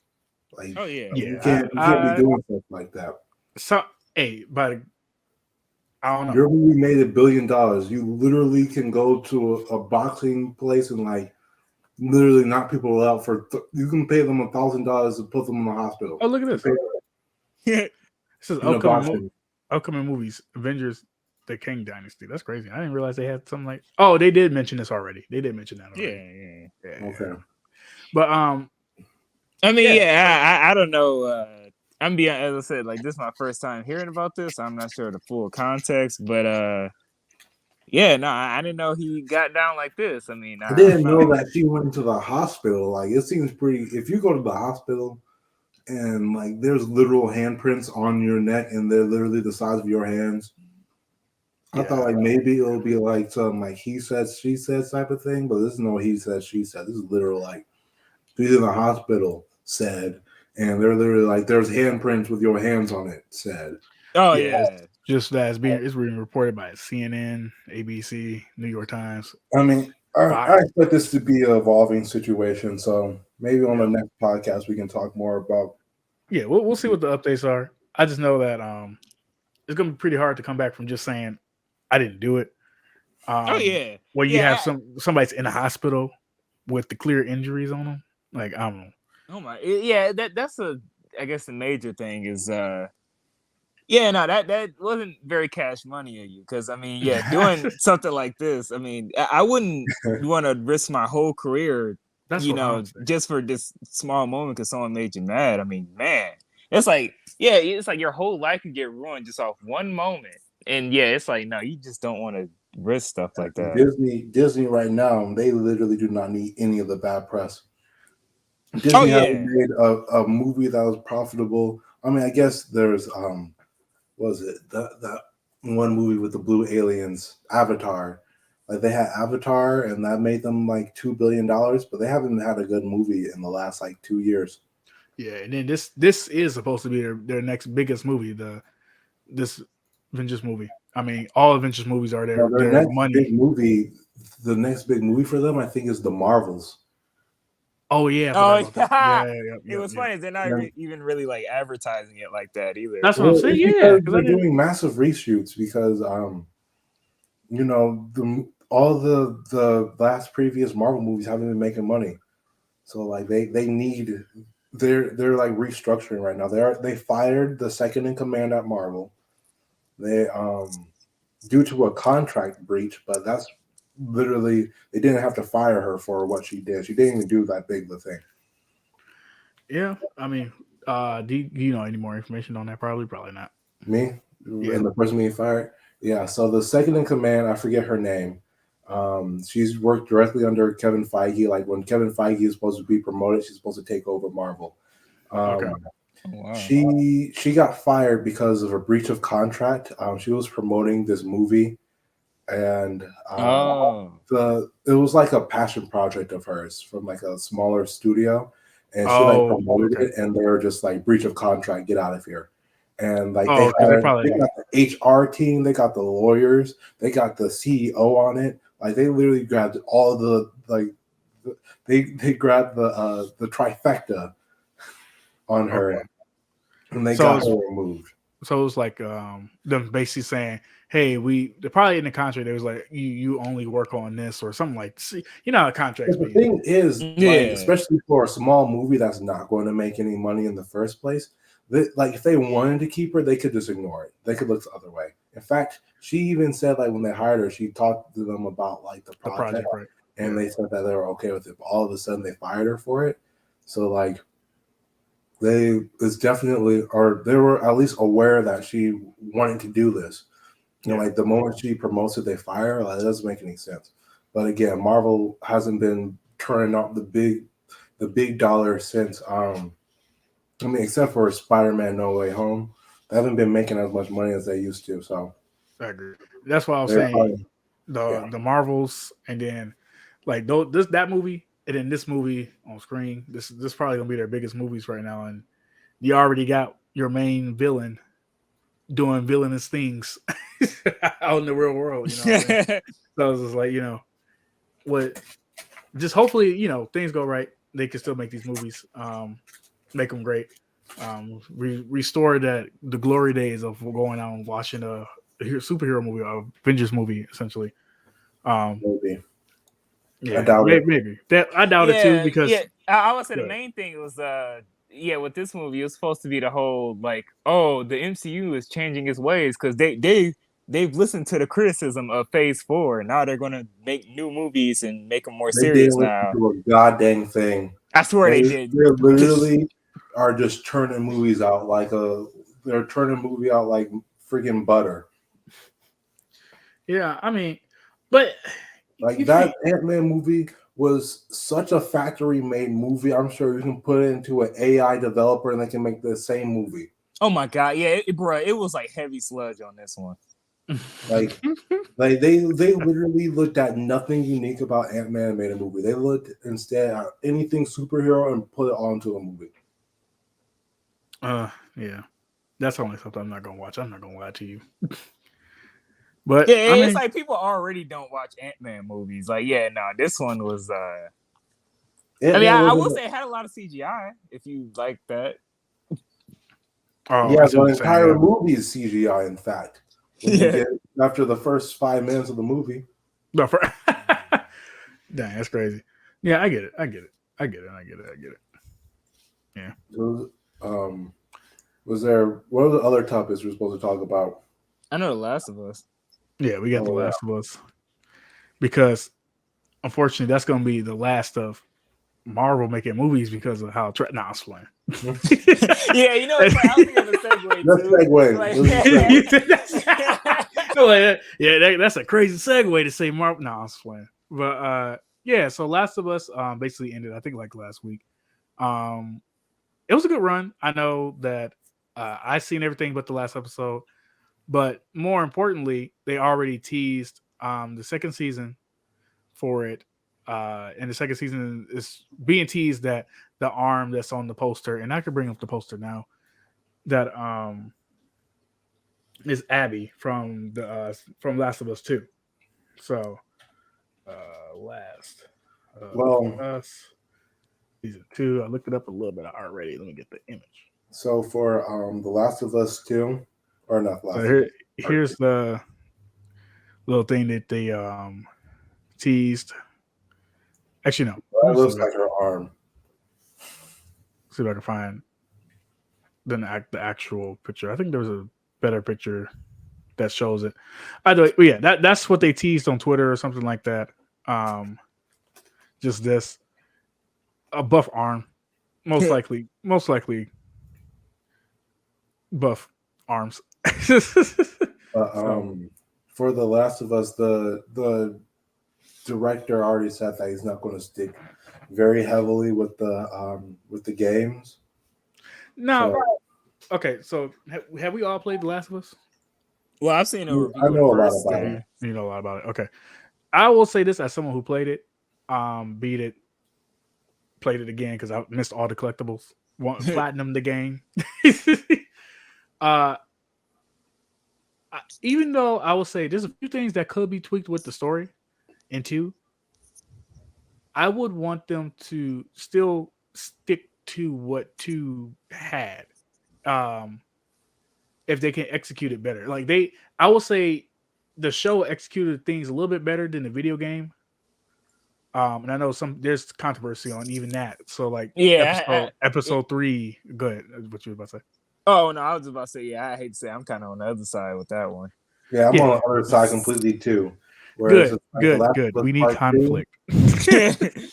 No, The Last of Us Part 2, that game, if I would have played the first Last of Us, and the fact that my man's get OTK'd like that, being a complete and utter idiot when he's known to be cold and calculating or like dumb and passionate, the way how he went out is like. See, but here's my counter to that. Think about Boruto. No, I was like, you better not bring Boruto in the conversation about this decisiveness or divisiveness. Okay. I'm gonna tone it down. I won't compare it to Boruto, but like you gotta think about the time that they're in. I think that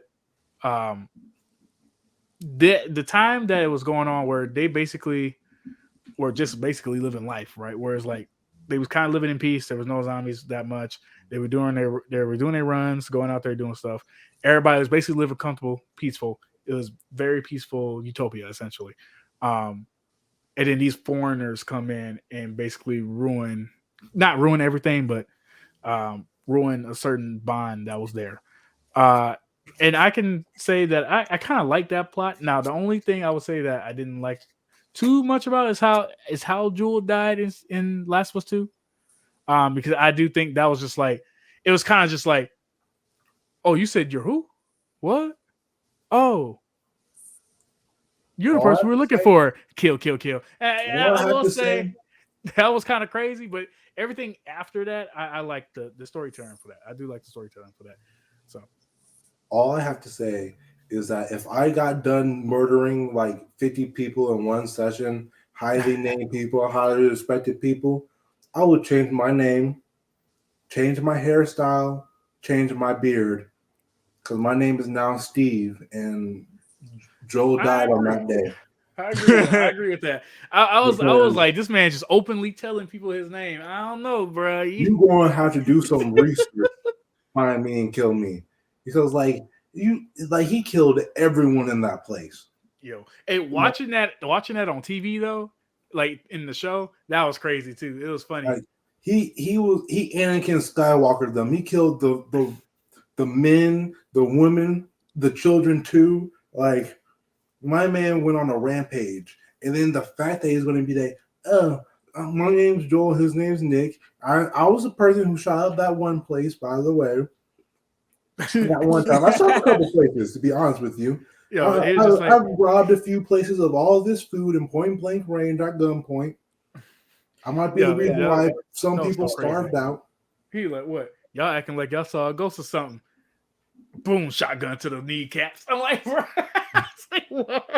Like, come on, you just got you. I don't care how long time has passed. Literally, you murdered people, all of them. Not even some of them. You didn't gravely injure them, didn't put them in a wheelchair. You snapped their necks, bro. Yeah, you grabbed the shotgun and you shotgun a couple people in the face. The fact that he got shot in the kneecaps, like, that's mercy. And this is the dumbest thing. It's like they just wanted to kill him off. And they couldn't really think of a good way to kill him off other than him announcing his name. Yeah, I feel like golf club. If they just took that part and they just killed him off in a way, like in a better way, the rest of the story would have been flawless to me. That's all. You know how dumb that is, though? That's like a burglar going to like a bank and then dropping their driver's license on the way out. Yeah. Yeah. That's how he died. He robbed a bank and he dropped his driver's license with his address, phone number, and his schedule down there too. Yeah, I ain't gonna lie. It was a little crazy where they was just like, oh yeah, They you're didn't Jewel. even You're look. Jewel. The crazy thing is, like they found him on accident, and he was like, "Oh, my name is Joe." Like if he literally had a fake name, he would still be alive. And what's even crazier is that they saved her life twice during the whole scene, bruh. During the whole the run scene, everything. Like she got saved multiple times during that thing by them, and they finally get to the group and they're like, "Oh yeah, we all made it. Yeah, we got you. They trusted her enough to give her a gun and everything, bro." And it's just like, you telling me they just gonna straight up kill her like that, bro? They gonna straight up just kill my boy Jewel like that, and that's just crazy. It's okay to be trusted. It's okay to be all those things. What's not okay is to be that dumb, that oblivious after murdering that many people. Even serial killers try harder than that. Let me Serial killers try to hide where they hide bodies. You know what I'm saying? Years. Like he literally ran a train on. He came in guns blazing, pulled his girl out, and then didn't even like try to hide any aspect of him. Like that's a sociopath. Well, that's those two. I realize I was still in the images. Give me a second. Okay, so it's 5 years later. So yeah, or are they talking about 5 years? Set 5 years after Last of Us. Okay. So yeah, I mean, 5 years later, there's a random squad coming to find you because you did something 5 years ago. Oh yeah, that's a long time ago. Yeah, that is a long time ago. I will say that's a long time ago. That's what I was trying to say. I'm like, you after 5, on year 5, you're like, all right, everything is like, normal. We over here living life now. We all got a ecosystem, hierarchy, all this other stuff. Like you in a city, you help it grow for 5 years. Like, and you tell me now, after 5 years later, now there's a random group of people looking for you. Or it's not random, they're the Fireflies, but random group of people just looking for you to come kill you. I mean, he thought he killed all of them. That's exactly. Think about it. You thought you killed all of them. 5 years later, you learned you didn't kill all of them, bro. I don't know what to tell you. Packing heat like Frieza, you need to change your name. That's crazy. Unless you the literal goat, your name's going to change. If you can be sniped off in the distance using the bathroom and waking up in heaven, then your name needs to change. That's crazy. That's it. Like, it's okay for him to kill everyone. It's okay for him to feel safe and secure after 5 years.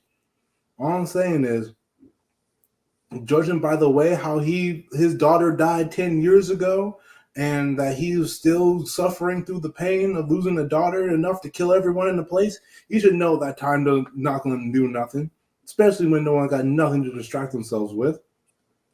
Hey, zombies, bro. They go crazy. So yeah, I just hope that they don't have him die to a shotgun in the knee after he announces his name, and golf club to the face. I just hope that at least they need to do some investigative work. Yeah, at least that was a crazy they need to find, like, open up a drawer in his office and be like, this is Joel, he killed the Fireflies, and then kill him that way. I get you. Yeah, like, I will say that was a crazy death. Like, it's earned. I want his death to be earned. I don't want his death to be him stumbling on the place, leaving his ID on the ground for the police to knock down his door and murder him properly. Like, that's crazy. I want the detectives to come in and be like, that dude right there. You said that. You know what I'm saying? Yeah, no, I agree.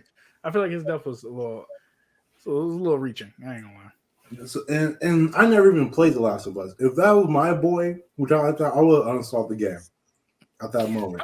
Hey, I ain't gonna lie to you. I almost did. I was like, hey, no way. Just kill my boy like that.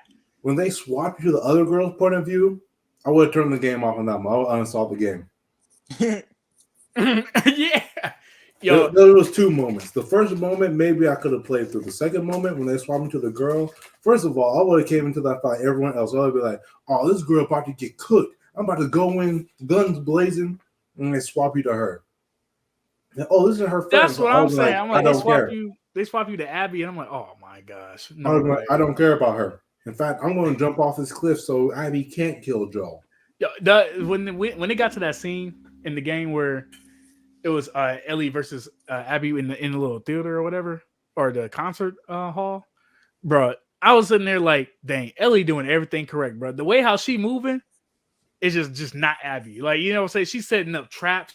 She's over here throwing things in different directions because like that point in the game where you have to play as Abby, you have to go find Ellie and beat her up or whatever, or basically you're trying to kill Ellie essentially. So it's just like, and you're trying to get her, but she's doing all this crazy stuff, and you just like, dang, you could just remember how you used to do that as her. Like, you just realize how cracked she is in surviving and what she learned from Jewel, and it's just so crazy. It's crazy. I don't know. All I'm saying is, I was playing the game. I've been walking to the mines purposely. I did 2 times. I ain't gonna lie to you. I was like, there's no way they about to have me fight the homie. Like, you know what I'm saying? But you know, Ellie get her. I definitely see what they're going for. It's definitely very unique storytelling, and also it's very unique how they split their fan base right in half. Yeah, I agree. I ain't ever seen that's next to, I don't know, Jiren and Dragon Ball Super. That's next to. Oh, don't get me I started. don't even know. I can't even think of moments where they just split Star Wars. Oh my God, it's just like Star Wars. Don't get me started on none of those topics. Right down. Yeah. It's the wrong pod for that. All I'm saying is they pulled out some skills that have only been seen a few times before in history. Yeah, I agree.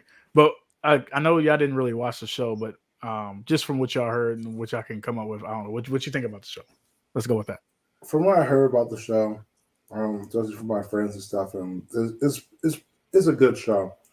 I definitely should watch it. Yeah, I don't really suffer much from FOMO for missing out, but like in terms of just like the show and being a good homage to video games, we don't get that very often.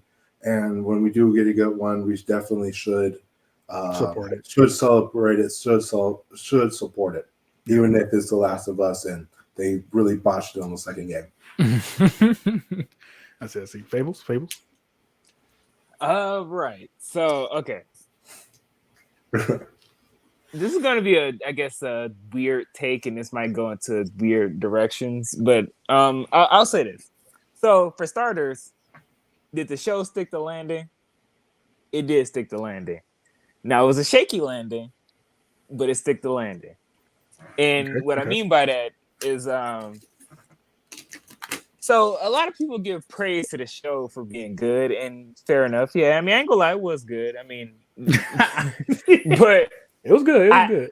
I hate to say it. It's only good because of the game. It basically took the scenes of the game, and for the most part, just redid it. Oh my gosh, you one of those, bro. Oh my gosh. Now I will say this. It did make some changes here and there. And the changes were, some were good, some were kind of bad, depending on your opinion and where you stand and stuff like that. Like, I will say one thing I kind of didn't like about the show is the fact that you don't really see zombies that often. Yeah, I will say that's one thing I didn't like about the show either. The game is heavily based on zombies, and it's like, right, there's different, like, even with part 1 ending or season 1 ending, there were so many like zombies or clickers that they didn't introduce. That it's just crazy, because it's like they introduced the bloaters, they didn't introduce like clickers running after people and stuff. Like, I mean, they kind of did, but it's like they were sprinkled in there, like they weren't really the main focus. And that's not like Last of Us, for instance. The Last of Us is supposed to be the main focus of Last of Us is survival, and part of that survival is surviving the zombies while also surviving humans. And it's just like, oh yeah, it's like However, my kind of argument is the best moments, or the thing that makes The Last of Us unique, is the people aspect of The Last of Us, the characters. I agree. So I feel focusing more on the characters than the zombies is an excellent move. Just especially if you have limited time, like limited episodes, to really show the thing that makes The Last of Us The Last of Us. Because at the end of the day, this is a zombie shooter game. Like, and we have so many of those, especially around the time The Last of Us came out. There's so many zombie shoot 'em up games in The Last of Us, and the thing that made The Last of Us so great was the opening sequence, was the characters, was Joel and Ellie's story, and then the second game is the splitting of the fan base, it's the decisions they made in terms of their story, and that's what makes The Last of Us The Last of Us. So like, it's definitely, I feel like that's the right thing to do for that show. I'll say this. So to give a little bit of pushback, even though I do agree for the most part that really truly the strong suit of the story is those interactions between Joel and Ellie. But that was partly because they're in an apocalypse setting. So the zombies were kind of a springboard to those character interactions. And that's what helped build character within them and kind of made them work together and learn new skills and like stuff like that. Like they had to adapt because of those problems. But if you just see them walking around most of the time, and I mean, you know, he trained her how to shoot a gun and stuff like that. But it's like, I mean, another thing too, I guess with her personality, like, now I know this might be a little controversial take, but I will say I do notice they kind of dialed down his aggressive personality in terms of Joel and Ellie. They kind of, I mean, they kept her aggressive. Well, I ain't gonna say aggressive, but like her strong-willed personality the same. But the problem is her strong-willed personality wasn't really earned. That's why I bring up the zombies, because the zombies is kind of what helped her earn that personality. Where it's like, yeah, of course she's going to be tougher because of all this stuff that she's going through. She has no choice but to be tough. But if you only have like I want to say 2 or 3 zombie interactions, and like I mean, most of it's just like really just people. I would say. I mean, you could argue that kind of contributes to it too, but you kind of do need those scenes in there because it kind of helps build the character onto them. And I'd argue that's what the game kind of did. Yeah, and I'll add on to that too. It's just like there were certain scenes where I was like, there most definitely could have been some zombies in here, right? So like there's scenes where they're traveling through like certain buildings, especially without mask, by the way, because the whole big thing about The Last of Us is that the spores can also get you infected. So there's certain areas where you're supposed to be wearing a mask, especially if you're going into a vacant building, you're going underground or anything like that, because you know, it's because of the spores and they can turn into zombies and stuff. And in some of those scenes, you see that Ellie have to personate that she's a regular person and not bitten, because she can breathe through the spores without a mask because she's already infected per se. You get what I'm saying? So it's just like them not really showing, like, because that's another thing too I had, is like they didn't go through areas where it was heavily spored either, to where they needed to put on like a gas mask or something, you know. And that was a big part of the game too. It was just like there was different scenes where it's like, oh, you put on a gas mask here, and then you had a person with you, but then Ellie's gas mask break, and then that person's like, whoa, what's going on here? She's not turning infected and whatever, blah, blah. And, you know, and then some people figure out, oh, she's, you know, different stuff like that. That's where it builds off of zombies, essentially. And then the fact that the only interactions for zombies that we got was when Tess died. That was okay. Her death was okay. Because I feel like they were fighting zombies and people, I think, at the same time during that part of the game. They could have expounded more on that. Instead of having just a big humongous wave of zombies listening to like some fungus saying, oh, they're over here, essentially, and then they all just ran to that location of essentially to just invade that location for no reason, like just a bunch of zombies. And then there's some other times, like the part where they had the little black boy and then the black gentleman, I forgot their names, but the boy gets bit during that altercation with the zombies popping out the ground, and Yeah. this is the first time they show a different type of zombie as well, or a different type of clicker as well. But that's all you see of that clicker in particular. So you don't get to see it ever again. So that's what I'm saying. Hopefully in 2 they get to show the different clickers and stuff to show how like dangerous it is to be out there. Because it gave the perception like, oh, you only got to really worry about humans when they were out there in the in the real world, like when they was out there surviving. But it's both elements because you don't ever know. So, but other than that, I think the show was really good though. I don't know. I will say that's probably the reason I maybe like the game a tiny bit more. I will say the show and the game is mostly identical, but there is some slight changes. And I will say the reason I like the game more is mainly because of the stakes. Like, now there is some strong stakes in the show, but yeah, most definitely. But in the game, I guess it maybe got away with it because it was the game. Like I know there was a scene where Joel got stabbed by the one guy versus the scene where he fell off the second story. Yeah, hit the pipe. Yeah. I was like, yeah, go ahead. I won't cut you off. Well, I was gonna say, I like that part way more because it was almost uncontrollable, and it seemed like it was more like like that was something serious. Now I will say I did hear criticism to that scene in the game, mainly because if you got stabbed by a pipe through your body, you'd fall over quick. You'd be losing a lot of blood. You wouldn't have the scene where you're constantly slowly running and then you pass out on a horse. No, you would have passed out before you got into the horse. That's actually fair enough. I agree. You're pretty much dead if you get impaled by a pipe in the zombie apocalypse. Yeah. That actually is true, I will say. But I will say if they would have wrote that scene better, I would have liked that scene with the pipe instead of the knife. Yeah, instead of the guy. Yeah, I agree. Because I was like, oh yeah. Because as I was watching it, I was just like, oh yeah, this is the part where he about to fall off the roof and then fall into the pipe or whatever, and then Ellie got to run away from the people and whatever, blah blah.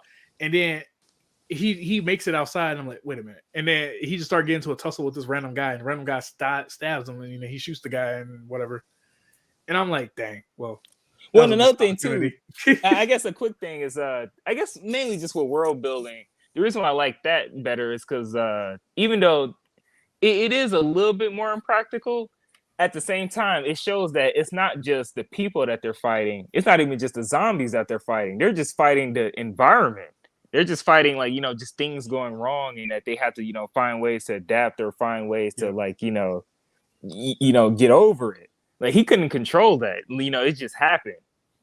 Yeah, I will say too that I still do like that scene in the show because it, for one, again, like you said, it's more realistic that he got stabbed instead of falling on a pipe through his body, and now he's just like,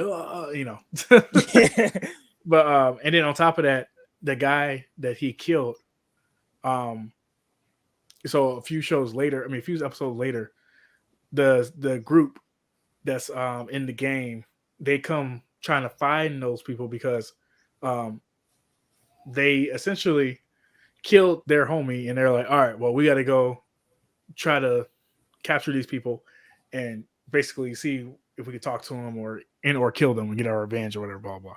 So that I like how that tied in, like it tied in perfectly versus like in the game where I think there wasn't really much more talk about that because once it got to that part where they saw the other city, or they didn't see it, but the two dudes found them in the woods, or found Ellie in the woods while she was hunting. And like all of that's basically still the same essentially, but it's just like I just kind of like how they tied it in and made it more realistic. So Fair enough. So I just wish they added more zombies. That's about it. I will say real quick, there was another scene, and I will say the game kind of did it a little bit better. Was the scene where like the little boy kind of transitioned into becoming a zombie? Oh yeah, mainly because okay, so Ellie. So in the game, I think Ellie wasn't in the same room as him when he turned. Like she slept outside and then went to go check in on him. But I think in the show, like she was like sleeping in the room with him. and then he turned into a zombie and attacked her. And I'm like, but then that implies that he could have attacked her before while she was asleep. Yeah, I agree. But I guess technically it don't matter because he could have ate her. Yeah, I agree. Well, I mean, honestly, that could have just been a scene where, like, that could have been a good change where they could have had a scene where he did attack her during the sleep, and maybe he bit her a few, and then she just fighting them off. Like, that could have been a good scene to show, but I hate to say they didn't show it. Yeah, I agree. It's still crazy to me. They because I keep forgetting that the black guy shot himself after shooting his brother. It was like, what did I do? I think they still did that scene pretty well. It was still pretty like gut punching. That was still a pretty good gut punching scene right there. I will say the show slightly did that scene better a little bit. Like with him shooting himself, like versus like him saying like, "Oh, what'd I do?" Like he was just more silent, and he was like, he just the thoughts are coming in, like just like Yeah. I agree. Anything you have to say, Dr. Vrash? No, not at the moment. I'm mostly listening. I gotta give Fables his moment. well, I thank you. I mean, I would say that the show, as I say, it stuck the landing. I mean, I think what it was is too with a lot of things. I guess media that's kind of coming out right now is they're not sending their best in terms of writers for these shows, and mainly the movies, I guess. But I think what it was is people kind of expected this to be bad, mainly with the Last of Us 2 and everything. I mean, did you see Halo? Oh my god! I've heard that, bruh. Like, I mean, the main thing with that is like how he took his helmet off. Like, that's kind of a big no-no. Y'all talking about y'all talking about Halo? You said? Yeah, the Halo show.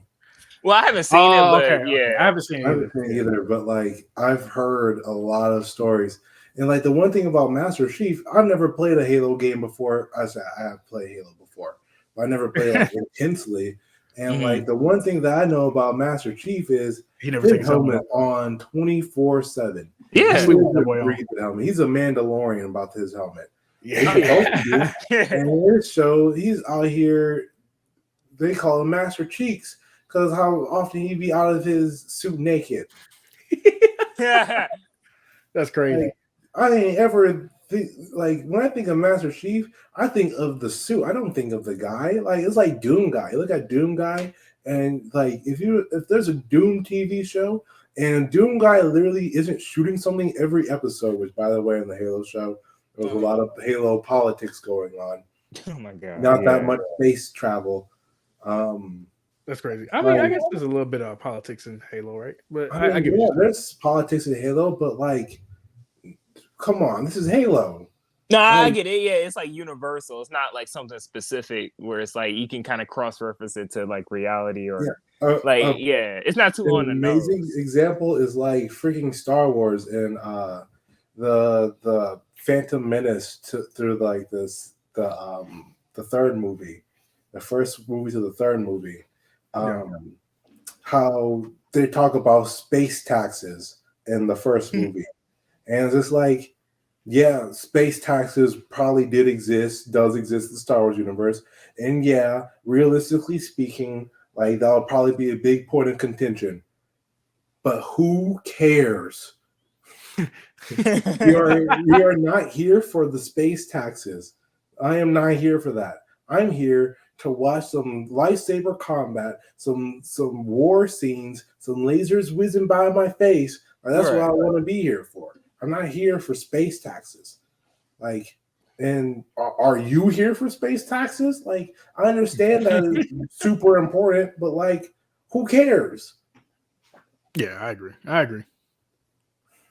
Yeah, things can get blown out of proportion when they start try to add too many new things and like things that's not really important to the story. Well, to connect to a modern audience, quote unquote. Yeah, that was back in the day.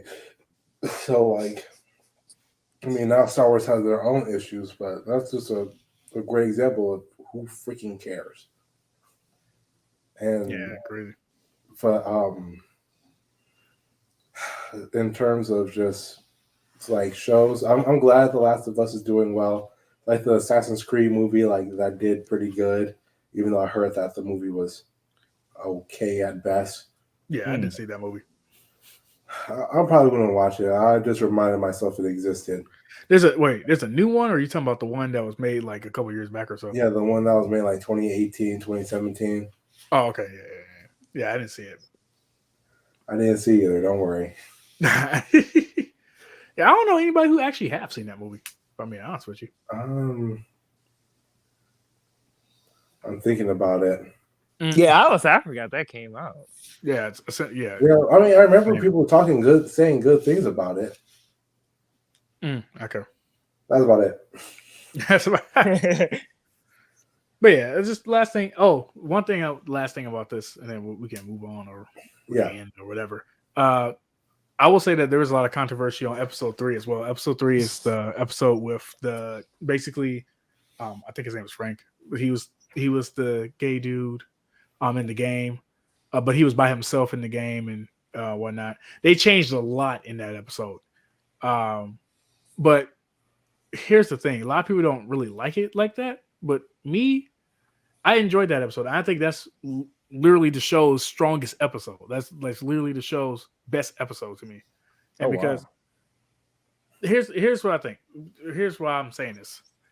The reason why I say this is because not only did they take the time to develop a character that was kind of like a side character in the show, but they did it in such a way to where it was really good, and they switched certain material around which made it work even better for what was going on. And like I like that they gave that much attention to it as well. And the storytelling for it was just perfect. Like, it was really good. And it just, instead of like, I think in the game, his partner just left. And that was it. And he was just some crazy survivalist who partner left him a long time ago. And like during the apocalypse. And he was just a crazy guy. And then you know, he had just a bunch of landmines everywhere and stuff, blah, blah. But like in the show, you get to see, okay, he's a crazy survivalist, but he's been by himself for a very long time. And he, in that area, the city that he was in, he made that town his home, and he prepped that whole area to basically be safe proof, so where no one can come in and just wreck his stuff, or no one can come in and just kill him. Zombies can't come in, whatever. He made that place his own, and to show that even with all the craziness, there's always somebody there that can bring you sanity. Which was his partner. Once he found him and whatnot, and just to show that the life they lived and how happy he was, and how he let his guard. It basically showing the progression of his life with introducing love and stuff into it, and how it can progress to something like beautiful. I just thought that show was pretty good. Thought that episode was pretty good. So I think that's like, when I think about the whole series as a whole, I think about that episode, and I'm like, yeah, that episode was really good. One of the best, if not the best. So yeah, it's funny. I was gonna say something, but honestly, I would say you kind of changed my mind on that. All I was gonna say, they should have just did Brokeback Mountain. And I mean, to be honest with you, like at least in Brokeback Mountain, like, it was more like, they were kind of in denial, and like they were like, it wasn't like something where it was like kind of like, playful with it. It was more like, it was happening, but it kind of, well, at least I guess in this case, like maybe one of them didn't want it to happen, but the other one was kind of like, hey man, I've been here by myself, I need some connection. So yeah. I get you. Yeah. I just like that they was able to find connection, just like how the way they did in that episode. And I think it was a pretty good episode. They executed that pretty well. But it's just, it sucks to see that episode also get a bunch of flack for it too. And it's like, yeah, but you gotta do what you gotta do. I think a close second to me would be the episode where they had the flashback. I think that was a pretty good episode as well. And then on top of that, the episode where Jewel shot up the hospital. Spoiler alert, my bad. I should have mentioned that, but come on, guys, come on. Now that episode was crazy. That was a crazy episode. But just picking out different episodes from the series. If somebody wanted to get into it and watch it, especially from a standpoint of someone who has played the game, you're gonna enjoy it. As somebody who hasn't played the game, that's what I heard too. A lot of people who haven't played the game loved it so much that they went to go buy the remaster on PS5. You know what I'm saying? So, the remaster on PS5 sales went skyrocket. Once like it was like 5 episodes in or something like that, and people was liking it, so they went to go try to play the original. That's good. That's again, if it's that good, we need to celebrate it. Yeah, exactly. That's what I'm saying. It's a good one. It's a good one. More people need to do what they did. It's pretty good. It's pretty good. But, I would say they probably did it the best way they could, because it's like they can't just copy the game, because at that point it would just be redundant. But at the same time, they can't change too much, because at that point it wouldn't be the game. So it's like they kind of have to do mostly the game, but then make changes to like you don't want to make a Halo, but at the same time, you don't want to do the first Resident Evil. You know what I'm saying? The first Resident Evil movie. Well, I like that first Resident Evil movie. I ain't gonna lie to you. I mean, we all like the first one and like to think that the other ones don't exist. Hey, the second one, first one goated. Second one, pretty good. Third one, that can go in the garbage. Fourth one, I like the action in it. The fifth one, all right. You can stop a little bit. But I will say, any last remarks before we wrap this up. What y'all think? I'll say what y'all think about the show, but I mean, clearly, y'all really. One person haven't seen the show, the other person, seen a little bit of the show and whatnot. So, would you recommend it? It'd be cool to hear for it, especially hearing from you guys. Definitely sounds like something that would interest me. Maybe I could watch it in the future. I'd say, I'd recommend it, especially if you haven't played the game. Yeah, I'd recommend it. Because, honestly, overall, the premise is nice. So, I think it's like the lantern. It was a pretty nice premise, especially for someone who's coming into it new, like fresh off the press, so. Yeah. I know we said anime stuff. Is there any anime thing before we wrap up? Because we've been here for 2 hours. The My Hero Academia new arc is not new arc, but like I think the season's wrapping up before it gets into the final arc. Okay, it's pretty interesting. Trigun's new show. I think the last episode of this season aired. It's just solid. Nothing bad. Nothing. The animation is amazing. That's one of the best draws for that one. Trigun? You asked what Trigun was? No, I think he said that was good. I think. I said, oh snap. I thought you said, what's that? I was like, what do you mean, what's that? My whole channel. And Boruto's doing Boruto things, always will. Hey, we don't talk about Boruto over here. Let me get to the mic. We don't talk about Boruto over here. You know what I'm saying? If you about to talk trash about Boruto, you need to leave. But expeditiously. Not really anime. We're just waiting right now for Attack on Titan, Demon Slayer.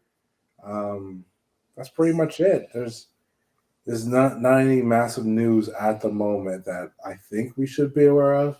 I mean, the person who made 2 hours in, if there is any news, let us know in the comments. Exactly. We'll talk about it next time. All right. Any closing remarks before we end this? And anybody want to say anything?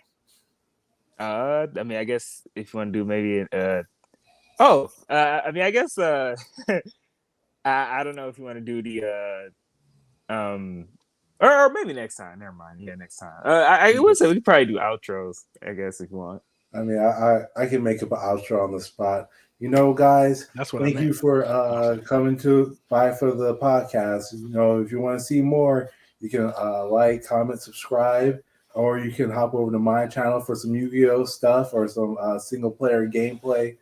Or you can hop over to Game Ninjas, watch his full playthroughs. of his horror games if he ever gets through them. Wow. I beat one. I beat one. Anything you want to say, Game Ninja, before? No, we gotta let the guests go first. So Fables, go ahead, take the floor. Go ahead and do your outro. Go ahead. Well, I know I did a long intro to so I didn't have to do a long outro, but so I know, Okay, but yeah, no, basically the same thing. It's just I got my little thing that I'm doing, some projects that I'm working on. I'm trying to get into writing stories and media and stuff like that, and adding a little bit more, I guess, philosophy and science into the I guess fictional worlds. So and I say all that to say yeah, that's pretty much what I'm doing. I guess you can check me out at Mount Fables, Instagram, TikTok, and yeah, that's pretty much it. All that. Yeah, when you was talking about science, when y'all was doing the Ant-Man science stuff behind that, I was sitting there like, dang. Well, what's funny is like Ant-Man is kind of like my favorite character because I mean I like smart characters. That's why I like Iron Man or like Ultron or Doctor Doom or something like that. Yeah. It's just crazy because I was like, dang, y'all got the science book in front of y'all. Dang, y'all going crazy. You don't know. I know a little bit, but y'all shoot, y'all knew 10 times more than I did. I ain't gonna lie to you. Well, Adams. Your brother reminded me of the plaques. I didn't pronounce it right. Planks. Oh, Plank. Yeah, or Planklet. There we go. And he reminded me of that things exist. It's like, oh yeah, I know about that. And then it's like he's talking about the types of civilizations. Like I didn't catch that, but if I did catch it, that would have been definitely in my critique. Honestly, I remembered that part because it was like, oh well, the whole line about political parties in the movie. I don't care about that. I'm in a Marvel movie, man.